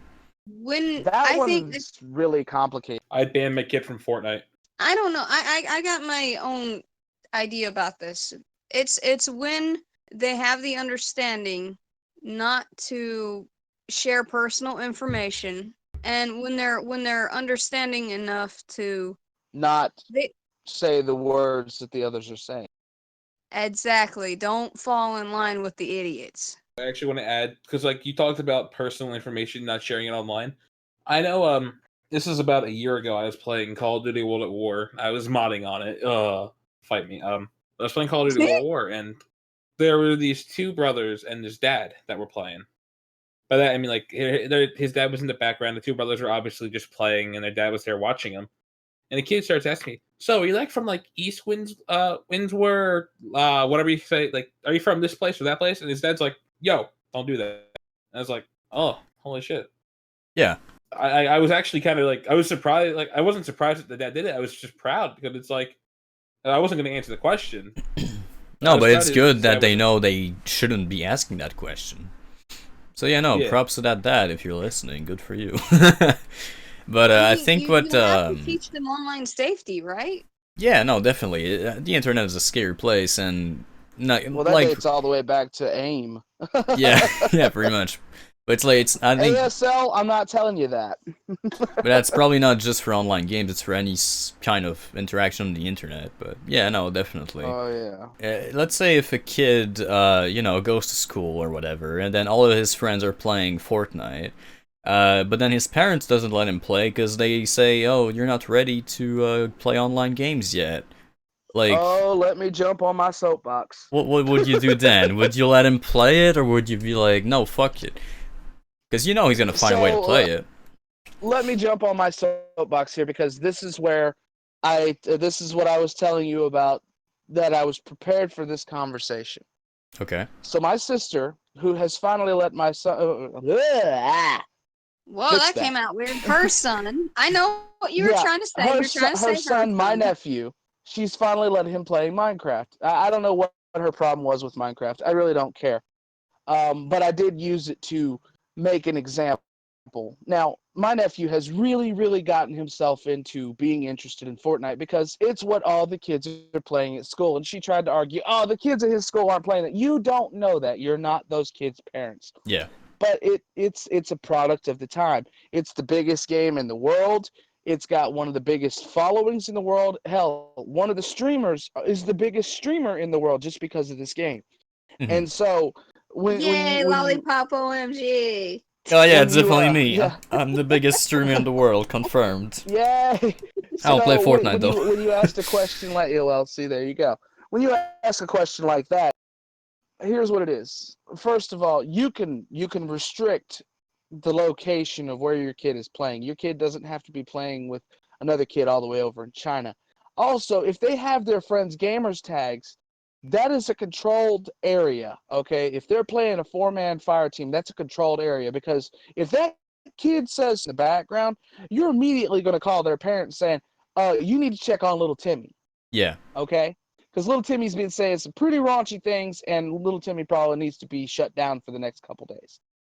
If that is the situation, if your kid can get the gamer tag of the friends that are talking about that game in school, and they can keep that in a controlled area, yes, by all means, let them play. I'm not saying Call of Duty, but Fortnite, yeah, they can play in a controlled area because you can monitor that. The parents can monitor that, and if the parent isn't monitoring that in that little controlled group, it might be time to cut that friend out. Mhm. But I actually had this argument with my sister because she kept saying, "Well, I don't like that game. I don't like that game. It's rated teen." And my nephew, he is 6 years old. So I decided, okay, you know what? Fine. If you're gonna make that argument, fine. I'll show you the rating on Minecraft. Now I'm not trying to ruin Minecraft for my nephew because I want him to have that experience. Yeah, It's yeah. a good game. It Oh, expands it's their amazing. creativity. For any It age, makes me really. sleepy. It makes me sleepy, but so I went and looked at the ESRB website, and lo and behold, because he has a Nintendo Switch, right there it says on the Nintendo Switch edition, it is E10. And the reason that it's considered E10 is because you can interact with other people on there and play with other people. Oh, that's the Not reason? to say It's that not you because of the necessarily, zombies or anything? That's the right. zombies really, Really? yeah. The zombies really don't really have a fear effect on them because I mean you don't see blood; they just turn into little green orbs. Yeah, but I a thought that was shred of why it was T10 plus though. I thought it was because of that. That's No, interesting. it's No. because it's because you can interact online, and it has Really? fantasy violence. If you look at the ESRB, it'll say fantasy violence Yeah. and that things like that. If you want to make that argument and you want to say, well, my son shouldn't be playing this because of this reason, then you need to look at the ESRB. I mean, I will tell you that every time. If you want to argue with me about a game, look at the ESRB, do the research. Stop just being the parent that throws your wallet out there and says, "I'm buying it." Mm-hmm. Because Or it's not. stupid. It makes you look stupid. Mm-hmm. It makes you feel stupid when somebody tells you that you're stupid. And at the Yeah. end of the day, like my nephew, he also plays with Nerf guns. I have been trying to push this kid into Fortnite so much because he loves it so much. And And I he's said, okay, mature fine. enough for it. He knows that it's a he understands. You know what I mean? Yeah. If you're gonna He argue the understands fact that he that shouldn't it's be doing comical that, violence and that you can do this in real life. He's not gonna go right around smacking somebody with pickaxe. Oh now, if that god. kid goes to building houses and forts, let him do that That'll be neat. because I kind of want to see that myself. I mean, Fortnite Right? does I have a mean, creative mode now, doesn't it? it Yes, it does. does. Yeah. It's not just a periodical thing. It's a permanent thing now. Yeah. Just to push it forward towards my nephew. I sent a text message mostly just to troll his mother because she had really irked me that day. I said, okay, fine. You don't want to let him play the game? I'll go get him a Nerf gun. You buy him Nerf guns all the time. You keep arguing with me. So they have Fortnite edition Nerf guns. She's like, oh, that's fine. You can get him a Nerf gun. Hold up. Yeah. So I can buy my nephew a gun Yeah. that is modeled off the guns on the video game, but you will not let him play that video game. Yeah, that doesn't make sense, honestly. Where's the logic in that? That makes no sense. Yeah. No, I see where you're coming from. Yeah, I'm so glad you asked that question because I was fully prepared for that one. I was a loaded bullet. Oh, he's been Oh. burning about that one. Oh He's been yeah. excited. But online games is not just about communication with other people or whatever. There's also the whole aspect of how companies are trying to manipulate kids into microtransactions nowadays. So let's say you let that kid play Fortnite because he's ready to interact with his friends and he understands that he can't go and pickaxe people, like you said. But do you think you should, nowadays, with microtransactions being such a big deal in gaming, do you think kids should be aware of, like, being able to, not get manipulated by the microtransactions before they get into it? I do. So I think what that you- that should be a full-on conversation before you even agree to get them this game. Like, when you are about to embark on a new game that you don't know if they're ready for or not, you need to have a discussion full-on about it as to what they think they're going to get into in the game. Then you can talk about what you actually know about the game after you've done your research, mind you. You need to know what that game is. And that's where a lot of parents fell as well, but that's another side note. But anyway, so Well, when yeah, you talk about oop. these microtransactions, you need to explain this is costing money. Yeah. And if it's necessary for the game, then no. If your child is going to be into that pitfall of, oh my god, I got to have this skin, or I'm just not good or something like that, then no, they shouldn't play that game because obviously they're not ready for it then. If Yeah. you can't have a conversation about microtransactions, about a heavily microtransaction game, then no, they shouldn't play it. But what if the Well, kid... now, hold on, let me chime in. Okay, yeah, go for it. Chime in, go on. Okay, so when you talk about microtransactions, now being a guy who has personally experienced microtransactions and hates them, I'm not gonna lie. I've spent $40 in the past month on Fortnite because those skins are pretty dope, and You you really hate can't them. be mad. But You you're can't an be mad adult with your because- own money, though. Now hold Yeah. on. Yeah, true. See, now when we were growing up as kids, we were given an allowance. Now, a battle pass costs $10 every 60 days. That's 2 months. So yeah, you can unlock free skins through the battle pass, and they're pretty dope skins. Okay, At the end of like the they got day, the one on game's there right now free, that makes right? right. The game is free. You don't have to pay, but if you want to give your child an incentive to maybe take the trash out or clean up their room or do the dishes, things like that, we were allowed an allowance, kids. So yeah, don't put your credit card online. It's so easy to be able to put money online now these days. You don't have to put your credit card online. Go get a PlayStation wallet card I or think Xbox Fortnite literally wallet has card. V-Bucks cards, gift cards. I'm pretty I'm not sure. sure. I've never found them. Yeah, I'm I pretty can't sure find they them. do. I'm pretty If sure do, they definitely exist. not. Hmm. I can look But it up Hey, real you quick. buy- you can do that at the cash register of GameStop. Actually, you've done it before, Huggy. Well, I didn't buy V-Bucks, but what I did was I bought a Nintendo card. I bought a Nintendo card, a $20 card, and I bought a couple of side skins. You know, there was a couple. I bought the dances because they're cool too. They've got Crab Rave on there right now, which is like my favorite emote. I mean, $10 for 2 months. Little Timmy wants to spend $10 for 2 months. That's cheaper than what we asked for when we were kids. I don't know if Yeah. anybody remembers Jinko jeans, but I had to have a new pair every 3 months, and those were like $50. Hmm. All right, so if little Timmy comes to me and says, "Mommy or Daddy, I want, He comes I to want you and this says, skin." "Mommy." Yeah, He's mommy now. says, Yeah. yeah, says, I want a battle pass because they've got some pretty cool looking skins. I sit there and I do the math. I look at it and I say, well, a battle pass is good for 60 days or 70 days, whatever it is. I said, you mean to tell me all you want is $10 so you can have some free skins? Well, not free, but you can unlock some skins.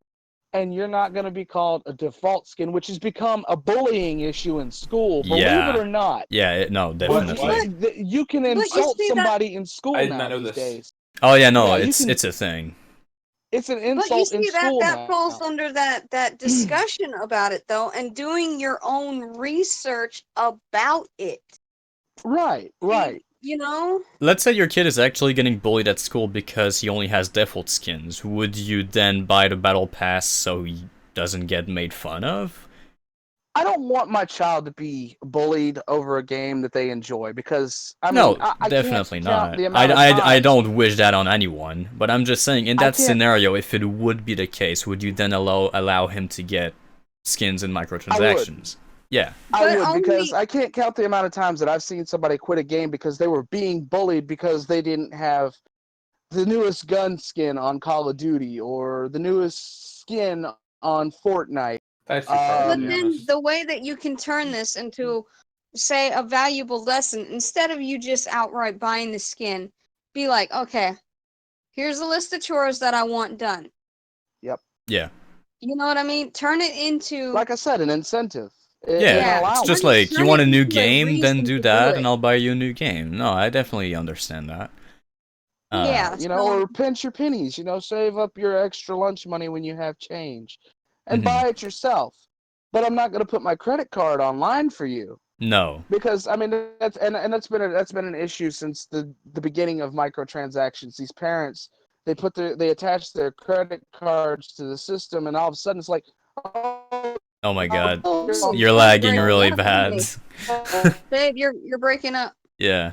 But I guess at this point, basically what he's saying is that if you put a credit card on your account because you trust your kid with it and you have a discussion with your kid and he says he understands everything, but then he ends up sometimes buying stuff without you knowing, and we've seen news articles talking about kids spending like thousands of dollars on Fortnite and stuff like that. So, no, I think it's definitely a good idea to not put your credit card on his account.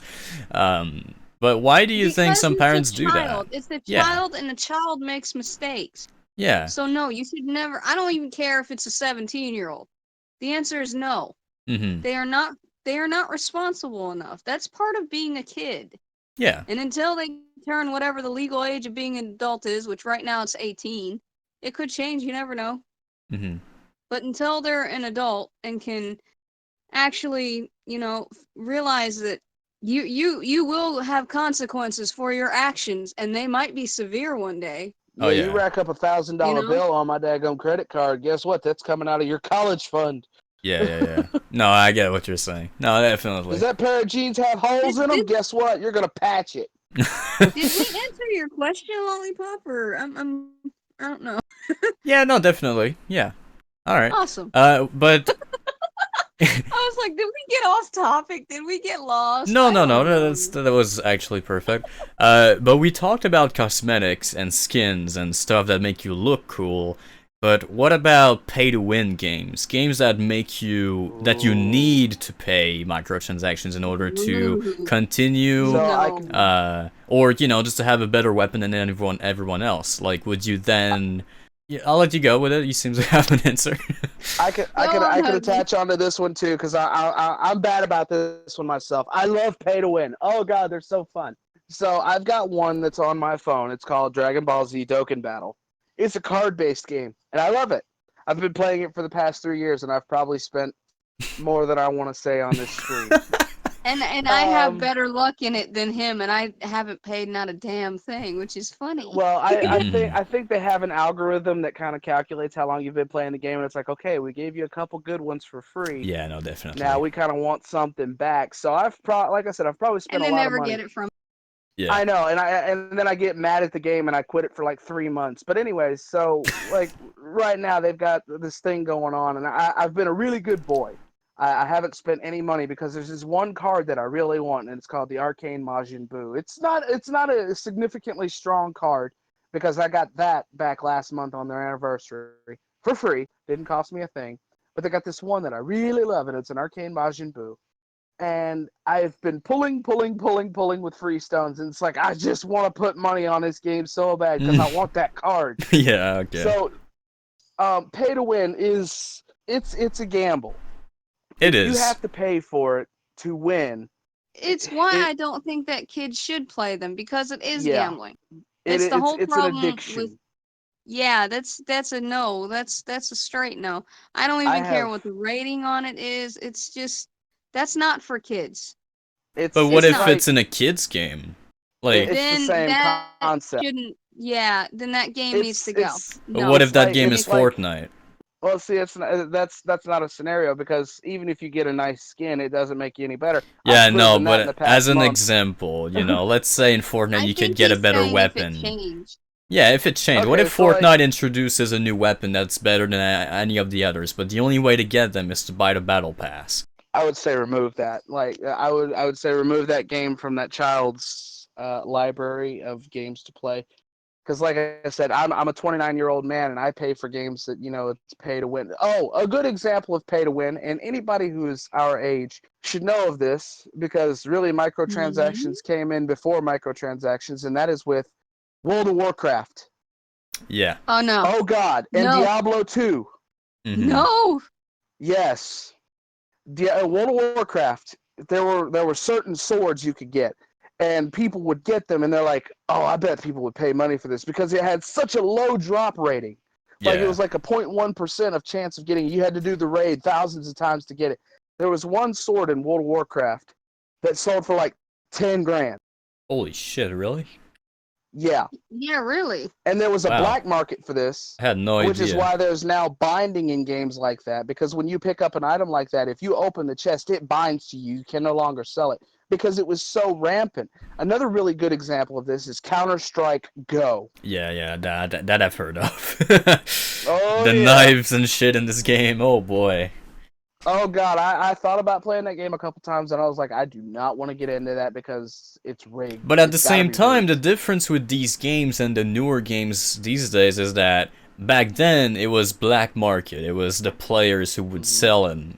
Whereas now it's Well, the that's actual those are the publisher. true. Ah, are But you na- touching on loot boxes, Lollipop? Mhm. Yeah. I mean, now it's See, but- publishers who do it. So is Here's the it thing, okay the- because now it's official? No, and you see, this is already being talked about as well, and I think this is why you brought it up, though, Lollipop, because it's all over the news, isn't it? And I certain didn't even know it was on the governments and stuff- news, honestly. Yes, it's a big topic over in Europe, believe it or not. Because Yeah, they want to make it I read illegal, some- right?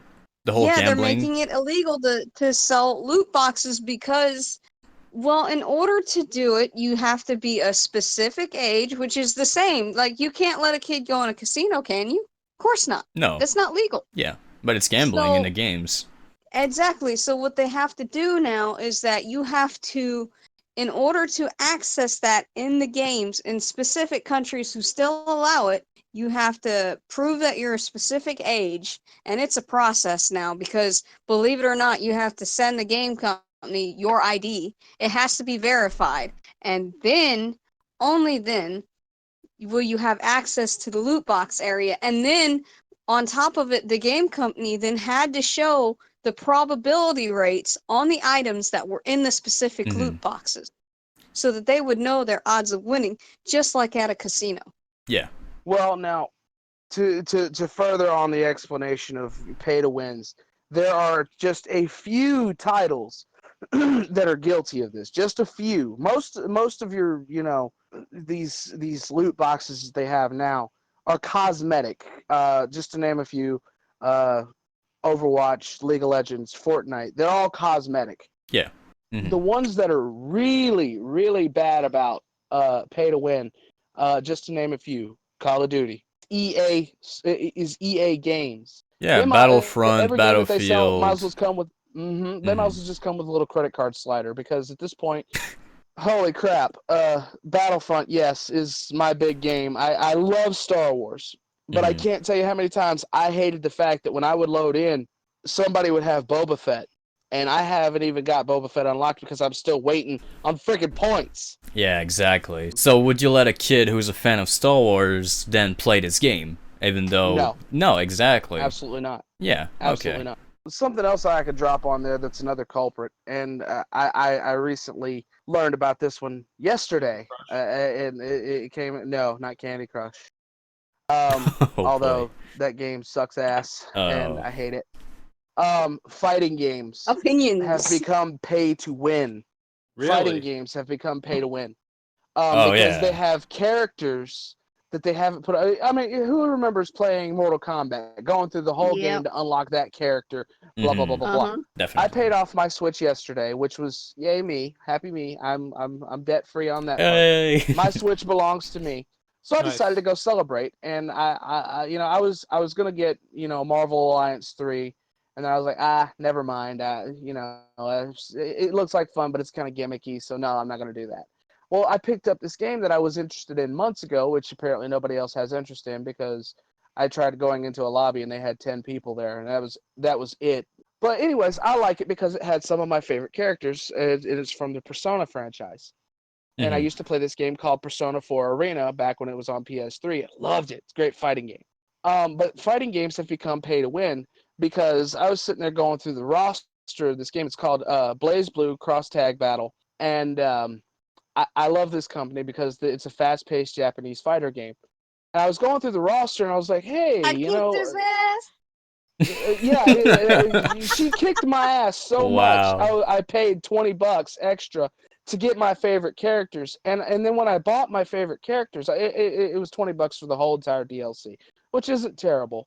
But there was one character that I picked that she can no longer touch me with. His name is Akihiko. And he's a boxer style.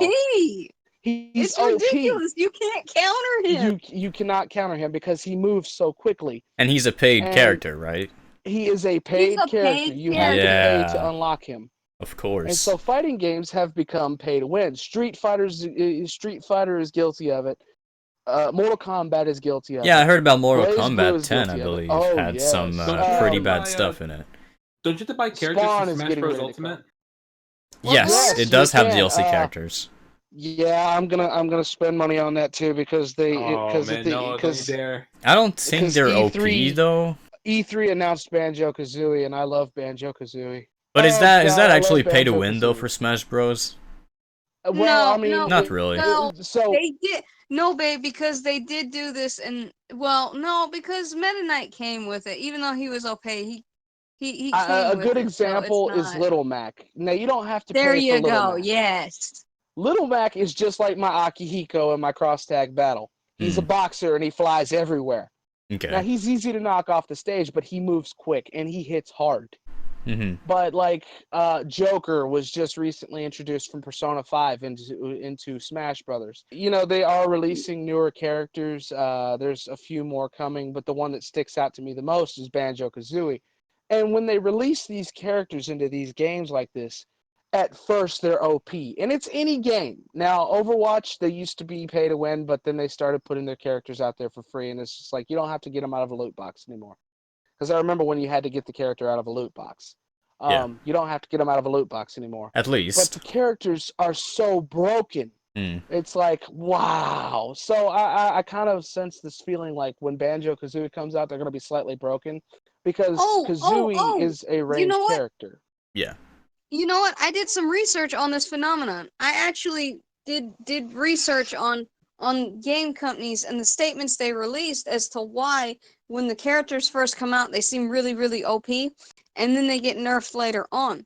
And it's actually a problem with their own algorithm. When something new gets added, the physics are not syncing up correctly. So it gives it's like in a strayed amount of force that these characters are exhibiting, and it can only be fixed after an update and after seeing this happen so many times. It's Yeah, yeah. but they're aware of it. They're aware of yeah, it. See, you they're just said the key aware of word. it, but I don't think they can fix it right Well, away. they can. But see, the thing is, they know that the consumer knows that a character will be broken when they first come out, and that's how they get their score up. Everybody, That's it's true. like It's likes like on a Facebook. marketing ploy, then, isn't it? So yeah, exactly. So somebody will be like, okay, I gotta buy this. I gotta buy this. Yeah. I gotta have this character because it's gonna be powerful. I'm gonna get up in the ranks. I'm gonna be one of the top players for a while. And then like a month later, the game company's like, "Oh, we didn't realize they were so broken, so we're gonna fix that." And then all of a sudden, they've made millions of dollars, and they apologize because they didn't mean to make such a powerful character. And then they nerf them like hell, and they make them just as much as make them just as weak as everybody else. And then you all of a sudden you don't have the skill that you thought you had. Now I don't understand about Little Mac. He's a free character, but he's always been broken as shit. Mm-hmm. You see, Call of Duty does that. It's yes. not characters, but the new guns that come out in Black Ops 4, they're OP as fuck, and then a month later they get nerfed to like all the other weapons to be more balanced. A good example of that would be the Stingray, which is a DLC weapon that came out that was so goddamn OP. It's a burst rifle, but it would shoot faster than the automatic. Like, it would destroy everything, and they nerfed it, I think, last week or 2 weeks ago, and everyone was like, okay, now it's just another weapon. Right? Another one that's guilty of this is Ubisoft. Oh, yeah. And they do it with all their games. Rainbow Six. Oh, yes. Oh, yes. I remember when Buck came out. What the hell did you do to my Assassin's Creed? I am so angry about a freaking microtrans. I'm getting angry, Lollipop. Oh, they fucked up my FPS. Don't worry, I'm angry about Far Cry as well. In the game later? You want that special sword you can find in the game later? Hey, how about you get it now? Capcom's bad about this too. Dude. They just recently started. It's single-player games Devil too. May Cry 5. Devil May Cry 5 pissed me off so much because you used to go around looking for the red orbs so you could upgrade your weapons. But all of a sudden it's got online play so you can play with somebody else. But you want to be better than them. So you could spend $100 and get every single red orb you need to upgrade every single weapon that you needed in Devil May Cry 5. I beat the game in a week without spending $1. Yeah. But Ubisoft is also bad about Rainbow Six. I remember when Buck came out. I was so excited. I played. Everybody knows that I played Rainbow Six religiously when it came out. Okay, so when Buck came out, I was like, Are you gonna give me a Canadian guy that's got a damn nice assault rifle with a shotgun attachment? Take Sounds my money, like baby. Lollipop. That's me. It's like, give me that money, baby. I'm spending that money. I'm getting that little Canadian. He's mine. And then they also they put the Canadian girl out there with him, and I was like, yeah, I'll take her too. Oh God, we'll make Canadian babies. It's push them together, make babies. Make Canadian poutine babies. Oh my God. And I remember how great it was because he had the shotgun attachment. And she had these traps that you could lay at the window. And if somebody came in through the window, it's like, ow, my foot. And then you just run over there. You've got like a good 15 seconds before they can get out of that trap to shoot them. So it's like, baby, give me some of that. And then, so, people found ways to get around that. It's like, oh, I could peek in. I can see where the traps are. Blah blah blah blah blah blah blah blah. And then they came out with another guy that came out with a special drone that would tase people, and it's like, that sucks. Yeah. But yeah, Ubisoft is bad about that. They're really bad about it. But people enjoy it. And I mean, if you enjoy it, it's I cool. don't. The reason I stopped playing Rainbow Six was because of all the new fucking characters they're adding that just destroyed the balance of the game entirely, dude. Apex Legends. Yeah. Yes. I'll That was a agree new with one. that. No, Apex It's like Legends was a new one. Mm-hmm. It's like after a while, is it even the same game? that No, they released? exactly. That's the reasons why I don't like Fortnite that much and games that always change, because you never get used to the game. Like, I like to perfect my games. Like, I'm a perfectionist. I'm a speedrunner at some cases, so I like to be able to play my game and know exactly what I'm doing and what I have to do and be good at it. But if the game keeps I changing feel every that 2 so much. weeks, you're always relearning the whole thing, and I don't like that. Like, don't get me Well, wrong, so that's updates are good, but they shouldn't change the whole pattern of gameplay. They should add I on like to Fortnite now. I like Fortnite now because they finally put in a big team battle. And I love big team battle. I've loved it since Halo. Yeah. It was great. Mhm. And so they've got this. It stays there now, and it's fair because the bubble shrinks quickly, and it's 20 on 20, and you really don't have to build to be good because they've also got the respawn mechanic in it. Thank you, Apex Legends. It's actually fun now. It's fun now. It's fun. I don't have to build because they just drop the weapons willy nilly. I pick up a sniper. I'm halfway across the map. I'm popping people. I'm better at Fortnite than I've ever been. And Yeah. people are like, "Oh, what a casual! You don't do the victory royale #1." I don't care. I like seeing victory royale with 19 other people that did just as good as I did. It's fun. Maybe we Yeah. just want to run around and shoot at things and play with Yes. the chest Yeah, and find a I'm an giant old player. robot and jump in it and No, I get it, I'm but see, not- that's an add-on to the game, If the game would have changed itself to being that exact game mode and only that game mode, then would you still be happy about that change? Or would you rather have for both? me, Yeah. Yes. Yeah. I enjoy it now that it has that in there. I'm Exactly. not all about the being the last man standing. No. Because I mean, first of all, when you win and you're the last man standing, all somebody's got to do is press B. I kind of like that whole taste my victory type deal. Look at me, I Mhm. win. Yeah. I like that. I don't want to be just standing in the lobby by myself, celebrating by myself, doing the stupidest dance that's available because whatever. Yeah. I like celebrating with other people that I've played with because we earned that win. Another thing that I really like about Fortnite is it's finally bringing gamers together, because it's not just, oh, you're playing with these people on this one console. If you're playing on PC, I can play on Switch with you. Yeah, that's why cross-platform is becoming more and more of a thing. Even the new Call of Duty is gonna have that. It's Hey. so Oh, yeah. effective. It's why about it fucking can't be. time. It's a thing, I'd say. Well, just like changing your name on PlayStation's about fucking time. Wait, what? Yeah, you can change your name on PlayStation. It Is took it them a free? long time. I think the first one's free. Yeah, first one's I need to go free. But see. after that, I'm no. pretty sure I can't. Yeah, Tremo was just saying yesterday he wanted to change his PS4 name. I need to. Try I it. really need to. Hmm. I would have And to then go after turn it that, I on. think it's like $10. Yeah. If but, I have to, I'll pay So- $10 to change it to something that isn't distracting. Oh, so But there you no. go. But to swing back to microtransactions real quick, I remember you mentioning on the Discord, Huggy, that when you were a kid, you would go to the arcade and spend a lot of money there, and you would Mhm. compare that to kids nowadays with microtransactions. Now, would you say that microtransactions are worse than the arcade back then because of the whole gambling thing, or do you No. compare them to being the same, really? I mean, when I took $10 into an arcade, it was never enough because I sucked at Pac-Man. Okay, which is why I got great at pinball. I cannot. There's a certain pattern that you have to follow in Pac-Man, and as old as I am, I feel like I should probably know it, but I never learned it. So I decided to go learn pinball because it was all based on gravity. Hmm.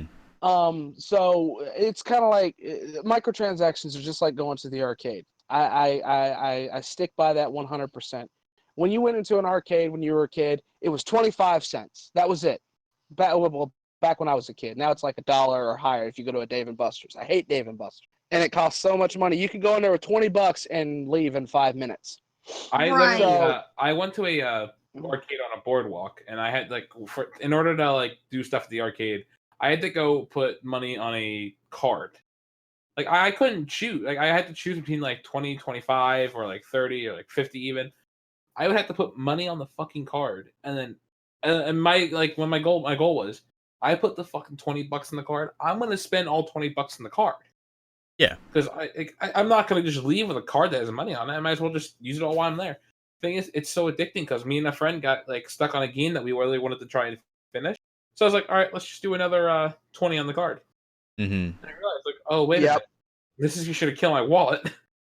Yeah. Well, another good weird. example is Dave and Buster's got a new arcade game back 2 years ago, maybe sooner. Or later. I'm not sure. It was right after Walking Dead. They have a Walking Dead game. I don't know if anybody remembers the Jurassic Park ride that you sit in the car and you ride around and you shoot the dinosaurs. Is it the one you're shooting? You start in the prison. Yeah, you're with You've got a crossbow. I played that one. I still I got stuck on. Oh really? It's $4 It's this game. You have to pay $4 per game. Wow. To play it, and even if you win at the level, you still got to put in $4 more to go to the next level. I hate that. God damn. When I was a kid, we had House of Dead. Okay, it was the same concept, but it was 25 cents. Yeah. All right, it was 25 Was cents. that the one where you're killing like the zombies and the mummies and shit? Yeah. Yeah, I remember. Another one that I really hate is they finally introduced Mario Kart to arcades. The arcades you can play Mario Kart. With bots? And I love Mario Kart. No. You'll have they have 2 car seats. They've got one on the left and one on the right. Okay, cool. And then it's bots the rest like of the way. The old cruise car. Yeah. Like, USA Cruise or whatever. Yeah, okay. Like I wish I could have that in my house though. That's $3 right. That's $3 per game. Yeah. All right, and I mean you're driving the car. It's not like a controller. You've got a steering wheel. You've got a car seat. You know, it's fun, but it's $3 per game. Yeah. When did arcades become so damn expensive? Yeah. Well, they have to stay relevant. I mean, everything's so digital these days. That's the thing, though. They're not staying relevant. Mm-hmm. They're not staying relevant. See, like Dave and Buster's, they stay in business because they have food, they have games, they have bowling. There's an arcade that I love. It's way out of it's not way out of town. It's out of town. It's about a 30-minute drive. It's called Flashback Arcade. And I love them because you pay $10. You just pay a $10 solid fee. I don't know why anybody wouldn't want to do this. But you pay $10 to stay in there the whole day. And you can play these games for free. You don't have to put a quarter in or anything. You just hit the button and go. But here's the sad thing about it. Places like that are dying out.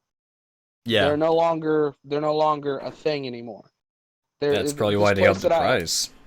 The last time I went to this place, well, I mean, it's $10 for the whole day. It's still $10 for the whole day, which is a cheap price. Yeah. Exactly, it's a cheap price. You get the whole day. They open at 10 a.m. and they close at midnight. That's like going to the skating rink, okay? Yeah. But the last time I went there, it made me really sad. I mean, I about damn near cried because, I mean, this is my childhood I'm looking at. Mm-hmm. I walked in there. I love pinball machines. Half of the place had the power turned off because they were trying to save money because they couldn't afford their electric bill or their rent. Yeah. Wow. That sucks. Yeah. I mean, this man was nice enough. He spends thousands of dollars. He rents these arcades. He does not own them. He rents the games for his arcade. And he tries to circulate them to keep it interesting in there. Yeah. He's even got a DDR machine, okay? Well, how many places can you go to? It's got Dance Dance Revolution, okay? Mm-hmm. Anyways, he's nice enough to only charge you $10. Yeah. For a whole day. Or if you don't want to be there for a whole day, you spend $5 and you stay there. I mean, it's so cheap. You get 2 hours for $5. Now, it's cheaper to just spend $10 and stay there for as long as you want, and then you leave. Yeah. But a business like that is going out. Of course it is. I mean, it's just... Yeah. Nobody's got time to take their kids to this place, and then they don't want to sit there too long because parents, I don't know what's gone wrong.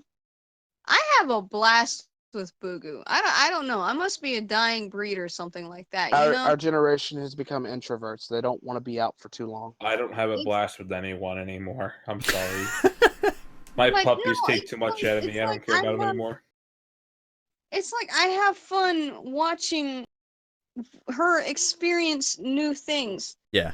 And I see other parents with toddlers, and they don't want to do anything with them. They don't want to play. I don't know if I'm like a child or something like that. I don't know, but they're not wanting to be involved with what the kid is doing. I'll throw you a quote from a song as to why parents are the way they are now. It's time to wake up and make money. We're tired. Yeah. I love that song. But yeah, it's tired. definitely true. Yeah. It You're is tired. true, and I find that sad, you know? Because then people want to have their free time for them, but they, no, I definitely understand that. Because then you're It's gonna, like yeah. you made a child, though. You have to. Mm-hmm. I know you might be tired, and I know it might suck, and I know you probably just want to watch your Hulu, but you're also missing out on some important things. It's Yeah. also why you can't understand why they want to play these games. It's why you don't know if your kid is ready or mature enough to play these games. It's why you're walking around blind. It all And all falls you back gotta to the do is main lift your head. topic. It does. Yeah, it does. There we go. It all circles back to it. If you care enough to make the research, if you care enough about what your kid is doing, then you won't have any problem with him playing video games because you'll know when he'll be ready, right? Exactly. You will know. It's why I finally let her play Sunshine. It's why I let her get her tablet. Is that she is at this point, I know she's only 3, but it is very, very interesting to me that at that age, she seems to know the difference between real and make-believe. And that was a big factor for me. And Mhm. what taught her that is her Daniel Tiger show. I know that I said earlier that, the whole end all question on that was, would you let your child Watch you play that? Mm-hmm. I've actually changed my perspective because she makes a damn good point. Okay. The way to determine what age your child is, good to go to play video games is whether you determine how much time they can actually invest in you and how much time you can invest in them. If you cannot make the time and neither can they, then no, they don't need to play the video games because family comes first. Oh, that's like the end of a Disney movie. I love this. It's true, though! I think I've studied enough psychology to be able to say this confidently and not piss anybody off. When I say that, family comes first, here's the thing. This is how you know when your child is ready for video games and you are ready to let your child play video games. When I say that your child should be, invested in you and you should be invested in them, pay attention to what they're doing when they're playing those video games. When they're no longer crossing reality with fantasy and it's all fantasy for them, it's time to take away the video games because you have not created a good enough reality for that child to continue functioning as a human in this world. If a child is playing a video game to get away from the parent, to get away from school, to get away from life, there's something wrong. You've got to stop it. I mean, video games, they are a tool to escape reality because of how immersive they are, but you have to do it to some... Like, you have to control it. You can't just escape reality 24/7 playing games. Well, what I'm saying is if a kid comes in and they're huffing and they're puffing and you haven't invested yourself until you've realized, hey, this kid's pissed off. Yeah. And they immediately just go to their room, they boot up the system, they don't want to talk to you anymore. Mm-hmm. Don't necessarily take that life away from them, but sit down with them and say, hey, I noticed that things were a little rough when you came in. You didn't want to talk to me. What's going on? And that kid just says, I don't want to talk about it. I don't want to talk about it. Yeah. It might be time to, intervene, step in between the screen and the child. Make him say, talk. Mm-hmm. We're going to talk about this. But if you just say, okay, fine, whatever, then no, that child was not ready for video games. Yeah. They're just not ready because apparently that reality is not for them. And they have to sink themselves into Final Fantasy or Call of Duty, Fortnite, Zelda, Mario. It's where they feel they belong. They no longer feel like they belong at home. They don't feel like they belong here in reality. It's the problem. I'm not saying you, Lollipop, but I'm saying for the listener, if you're a mom that's coming here just trying to prove a point to your child, I want you to hear this, mom and dad. It starts with you. You are the end game. If you do not make that decision to find out what's going on in your child's life, then it's your fault, not the kid's fault. All you did was facilitate them a new world to escape that. Yeah, Pay attention to your kids. I think. I think the other side of it, and I think is why it's so brash sounding how he's putting it. I think it's the point that I brought up about reality and make believe. I think that when the lines get crossed and feelings get hurt and things happen, sadly, I'm using a Mr. Rogers quote almost. Things happen in make believe that sometimes shouldn't happen in real life, and it's very, very sad when they do. Yeah. And it's all up to you to make the decision as to not cause hurt. So even if hurt happens in make believe, you should know it won't be so nice to cause hurt in real life. Yeah. Is the best way I can put it. Something else has come up a lot, and I want you to voice your opinion on it, Lollipop, because Sure. I think we've talked about this before, and it's about the ESRB rating system. While it's effective in some points, it's not in others. And you talked about this, and you made very good points back then. I'm just gonna see if I triggered your memory enough to pull it up. I remember we touched on it, but that was like years ago, wasn't it? Yeah, it was a while ago. Yeah, but I don't think my opinion would have changed that much about the ESRB. I remember saying that I don't think the ESRB really, well, our rating on a game really matters all that much, because, for example, if a kid wants to play Call of Duty, it doesn't matter if it says mature on it, the parent's gonna buy it, or at least most of them will. Like, I used to play games when I was like 6 years old or whatever, and I would play mature games and no one gave a shit, right?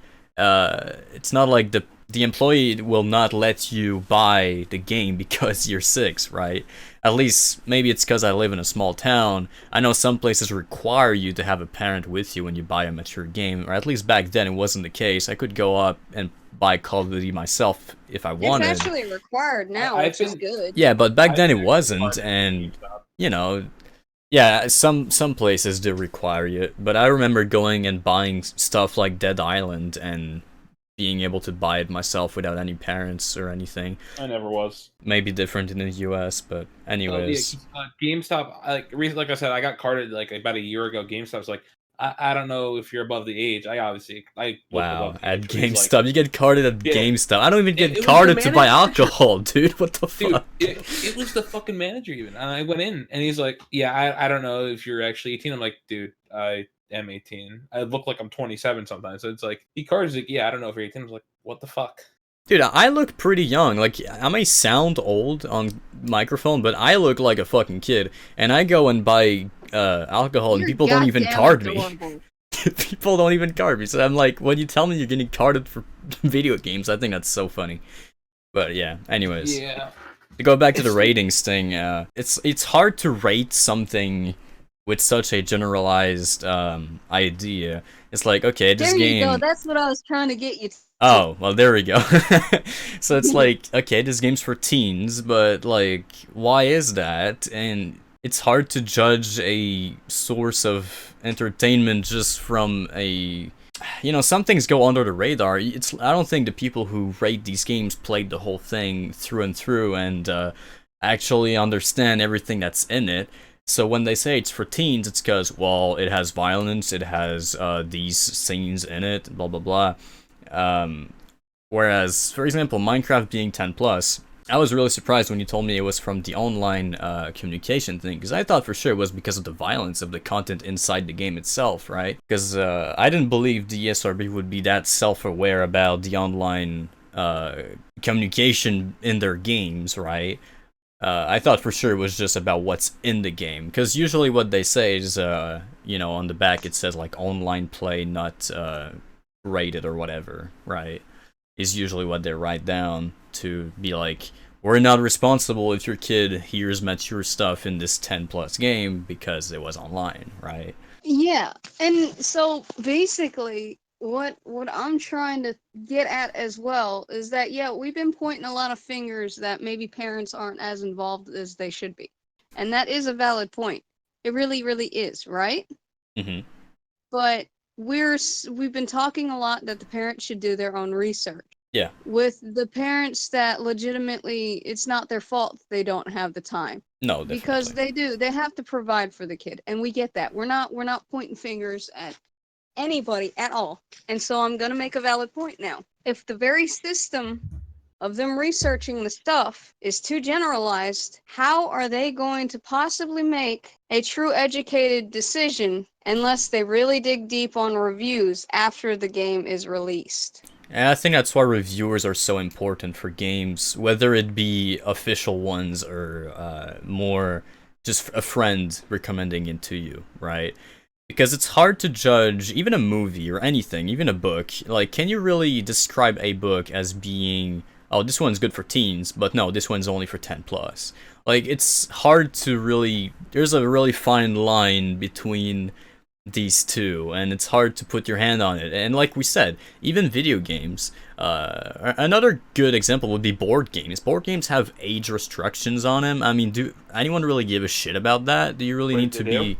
Yes, some board games do. Like, do you need to be 9 years old to play this? Who gives a fuck, man? It's a board game. So, like, the video game, it's kind of the same thing, because the answer we have for are you too young to play video games is depends on that specific situation, that specific human and how he's developing, right?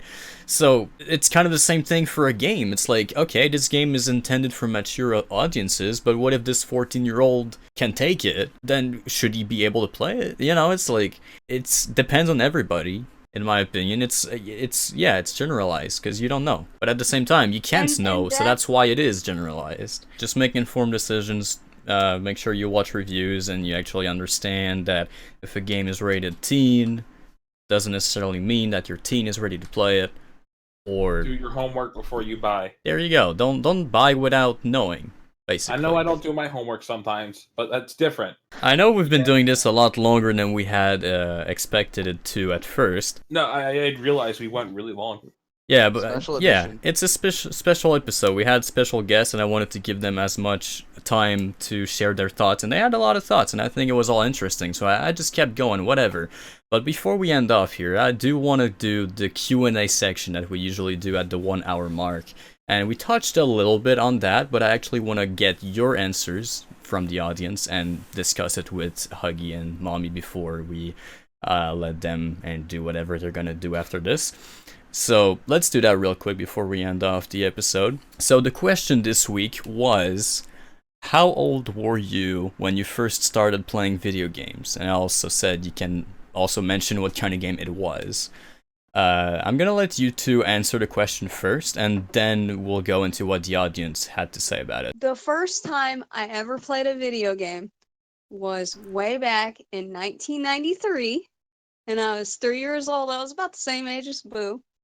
My brothers, they had an NES in their room, and obviously my brothers, they're 11 years older than me, so there was a major age gap.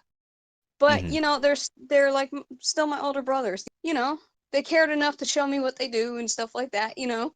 And so they handed me the controller. And literally, it's an NES. And my first game I ever played, and I think it's why it's so deeply ingrained in me, was The Legend of Zelda. Oh, nice. And how my brothers had fun with me. It was mainly the first time me and my brothers ever, you know, connected in that sibling sense, because I finally got to do something that they could do, and then they helped me understand what it was and how to do it. And it's the same thing I did with Boo, and the controller is the same thing they did with me, and it's how I got to this point with her. While my own age when I started gaming kind of did make me kind of hit my own heart and go, oh, well, maybe I should try it. You know what I mean? Yeah, because then it's a hobby you can share with them, and that's important. Exactly.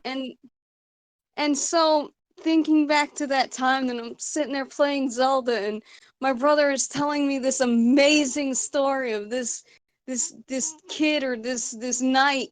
And because back then, you know, games weren't so straightforward. They didn't have an exact story. You were just going by what you were reading in that little book. You know what I mean? Yeah, the solution wasn't online. You had to figure it out. Exactly. And so then it got all of us talking. It was my oldest brother Bobby. He was good at Mario, so I learned Mario from Bobby, and I learned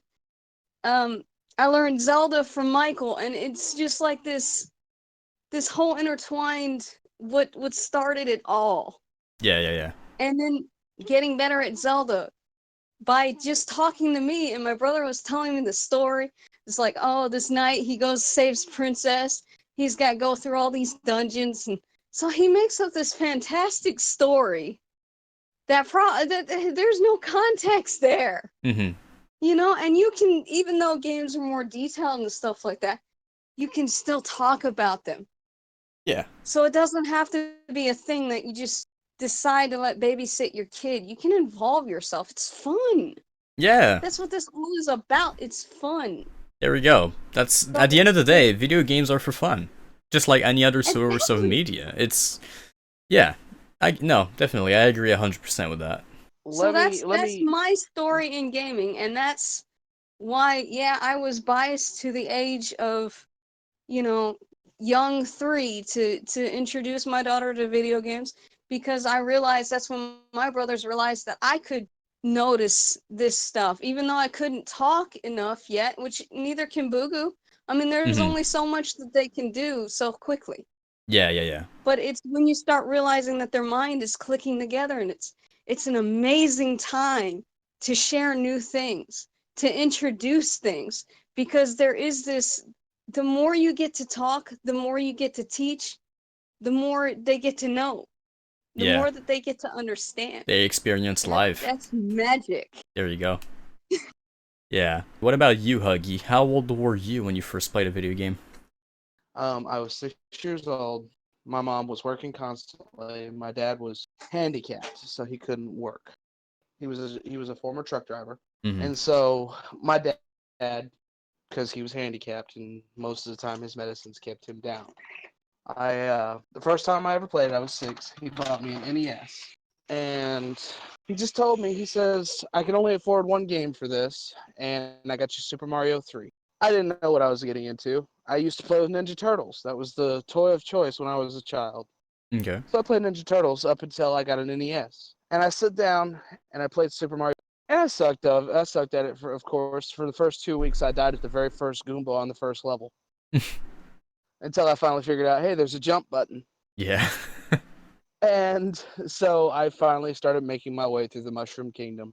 Nobody explained anything to me. Hell, I didn't even know there was a booklet. So that's why I didn't know that there was a jump button. Yeah. So the first time I ever played, it was 1996 on NES, Super Mario Brothers 3. And I remember having a great time doing that. Nice. Well, thanks for sharing. It was my virtual babysitter. Yeah, well, yeah, all right. What about you, Trombone? Do you remember how old you were when you first played? I was 4 years old, and I'm pretty sure it was Halo. I stick by it because it's the only game I remember ever playing with my dad first. Yeah, okay. Halo came out when you were 4? Wait a minute. Halo 2. Hey, wait, I'm old. oh yeah, Halo 2. Yes, Mommy, we were old. But no, it was before Halo 2, though, so it was Halo CE. Okay, and you played with your dad? Mm-hmm. Oh, okay. When I first played, I believe I was 2. I was playing Spyro on PS1. But I don't really remember any of that, honestly. It's my mom who told me that. But what I do remember is playing Halo CE and Halo 2 with my brother when I was about 4 or 5, just like you. Yeah, these were like the first few games I ever played. That and, of course, Spyro Crash and Fable was a big part of my childhood as well.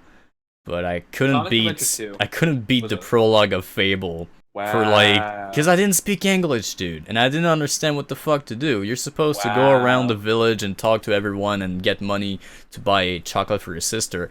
How am I supposed to comprehend that at 4 years old, not knowing a single word of English? Have your mommy translate it. She didn't give a fuck about that game. Like, I would say, Mom, translate this. I was asking everybody to translate it. Nobody spoke English in my fucking house. I was like, I was asking my brother, yo, can you beat this for me? He didn't know what to do either.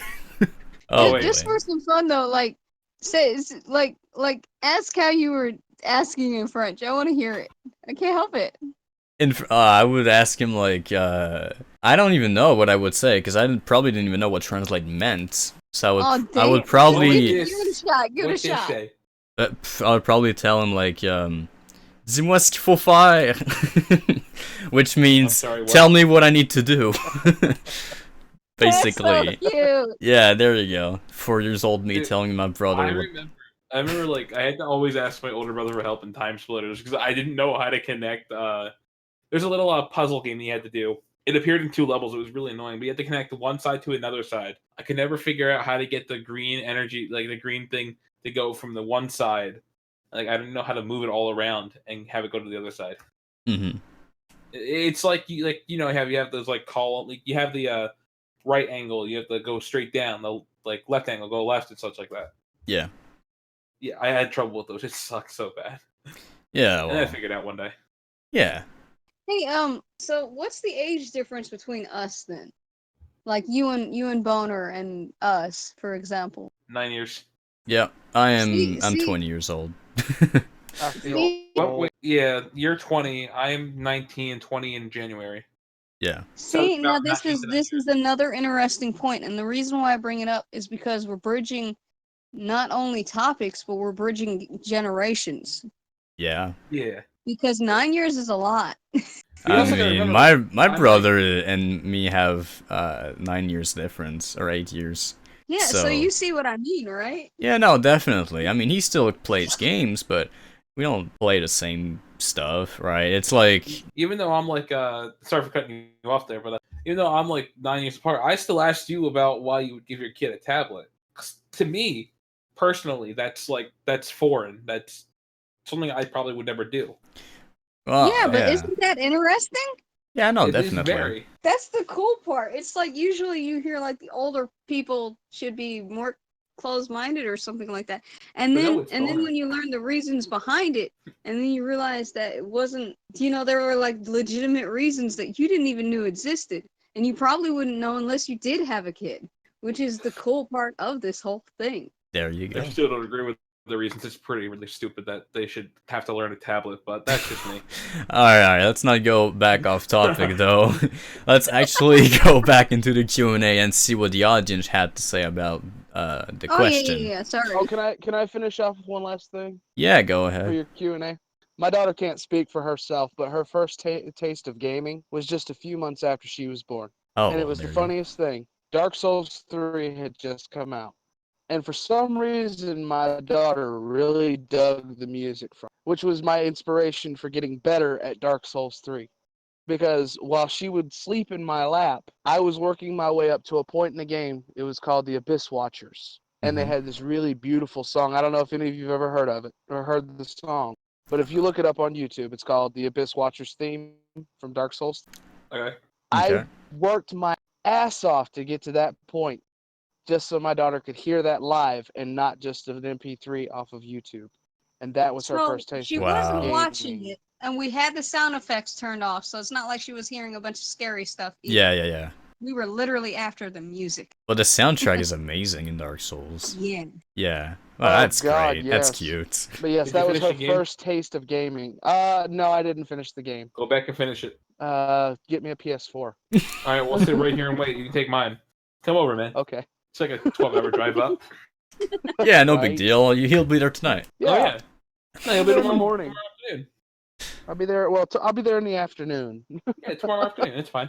She knows most Zelda music and even modern songs just because obviously while you're a baby, and you don't think about this, but while you're a baby, you actually hear what your mom's doing and Mhm. stuff like that. So she knew songs and stuff that would just kind of shock us at first because she would remember them somehow. It's freaky though, but it's so cool. I'll make sure my wife has her listen to jazz all day before the baby's born. Just listen to Halo music. And jazz. See, Halo music and jazz. Best combination. Oh yeah. Well, let's hear what the So- viewers had to say. Yeah, let's get into it. So we have Pat Panic, who sadly could not answer last week because she was busy, which is why she says she won't be late this time. But here's what I'm she has to offended. say this week, though. She said, "For me, it was probably Space War on Odyssey 2. I was 6 maybe. But my game as a kid was Bubble Bobble on PC. I just loved it." So do you guys know any of these games? Absolutely not. I know Bubble Bobble. You know Bubble it's, Bubble? It's like a yes, I do. It's Is it Bubble Bubble or Bubble Bobble? Bobble, yeah. Okay, that's the one with the cute little dragons that blow bubbles at the enemies. Okay. Yeah. I know this one. I might have Yeah, I know seen that Space Wars before. too. Wait, let Yes, me Google It's that. older, man. It's older. I Dude, it's might have Spyro seen DLC. that. Bubble. That was on the NES. Oh. Now we play Apparently. Bubble Bubble. I've definitely seen that before, though. Yeah, but I never played it myself. Okay, that was her game when she that she used to play as a kid. All right, That's cute. that's nice. Thanks for your answer, Panic. Next answer is from Random Row, who says, "I was about 7, and it was a game similar to Plant vs Zombies." I guess he didn't remember the name of it. I mean, strategy games like that, I think, are pretty good for kids. I mean, not only are they fun, but they're kind of educational in some way. I suck at It's strategy games. strategic thinking. Yeah, exactly. No, it's definitely a good kind of game to play when you're 7, definitely. Yeah, I suck at them. If you remember the name of that game, I would really like to know because I love games like Plants vs Zombies. Oh yeah, Plants vs Zombies is a great game. I'm not gonna lie. It may look cheesy or whatever, but trust me, try it out. You'll be surprised at how cute and Wait a minute, are addicting we it talking gets. about OG Plants vs Zombies, or are we talking about like the Warfare one? No, the OG. Okay, yeah, that's the good kind. Yeah, if you when you listen to this, if you remember the title of that, let me know. Yeah, put it down in the comments. Alright, the next answer is coming from none other than IPAP of me peeing, trademark. Which sorry, is what? tromboner. What? What was Yeah. it? What? Wait, no, that's not him. No. That's Wait, not what, Are you trombone. sure? what are you talking about? I it, mean, it was like IP of a It's, P or something like that, right? yeah, well, that's not trombone. I mean, it's not because he has the same profile picture and the same color as him that it's him. Anyways, I don't know, Lollipop. I thought you responded too. Trombone says, not Trombone says, as I am a 69 years old man that has been pounding noobs since the days of the Atari, I started playing games when I was in my early 20s. I first started with the Atari and slowly worked my way up past that fuck silly bitch and became a legend. I am now known by most as the Legend 27, but don't tell my dad, he's still kicking. That's funny as shit.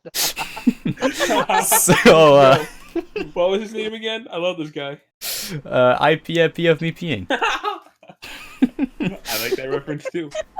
That Yeah. makes me think of a song called "Original Gamer" by Daddy Bones. That reminds me of a song "I Dream a Little Dream of Me," except he replaced it with IP a P of me. Oh. I wonder who's Enter the behind this portal. account. Dude, I have no clue, but whoever they are, they're It's fucking probably the genius. same guy from the past episodes who's been having the same profile Send me a picture as DM. I you. Yeah, want to but- talk to you more. Yeah, He's pretty Gucci though. he's our biggest fan. He keeps answering every week. I know. It's like he answers like right when the question comes out. Yeah, it's crazy. It's like he knows the question before it gets posted on the Discord. It's also like he knows that Lollipop's going to be there when he answers the question Yeah, too. So exactly. he does it anyway. What a legend. Alright, well, I think that's gonna be it for this episode. I mean, it was a pretty long one, longer than usual, but I think we had some great discussions and stuff, and, since it was special guest, special episode, I'd rather make it longer and have everyone be able to say exactly what they wanted, and, we had some technical issues and stuff, so I want to give a big special thank you to Huggydaddy and Boogoomommy for being here and sticking with us through the problems that we had beforehand. And for being here so long and sharing all these thoughts. So thank I you wanna guys give for a being shout-out. here. Thanks for accepting the invitation and everything. You know I'd do anything just to hear you talk, Lollipop. There you go. I'd do anything for some screen time, Lollipop. Yeah, okay.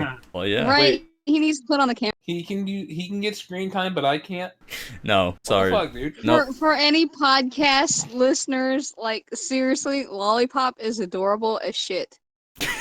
While my wife is promoting Lollipop, any podcast listeners, look, I miss streaming. Convince my wife to let me come back. Go follow me on don't Done you Before even put this Gaming. on me. Go I follow made me it on all Done your Before Gaming. decision. Huggy, am Go I follow adorable me. to you? Yes, you are. Oh, Go sweet, follow me on okay. Done Before Gaming. If I get enough followers, she might let me save me. Yeah, I was just about to say, if you guys want to shout out anything, go for it. So. Shout Oh, out to come on, give Comcast me for more making credit us than late. that. I did not sway him in any direction. He made this decision as a conscious effort to try and, Yeah, but you every know, time I talk about doing it, she gives me this evil glare. Save me. Go follow me. If I get enough Okay. followers, she'll let me come back. No, and the reason why I do give him the side eye about it is because when he put up the hat for it, he said he had basically a list of goals in mind, and he talked about them. And so until he hits these goals, that's what my main thing is. I don't want him to go back to something and then not enjoy doing it because he hadn't reached these goals. I'll be back here's next year. We're gonna play Fortnite a lot. Huggy, Oh here's your my first god. goal. You have to be adorable. All right. Well, First whether one. or not he's coming I'm back fucking soon, cute. check out Huggy's Twitch channel at twitch.tv/donebeforegaming. And if he ever streams again, then you'll be the first to know.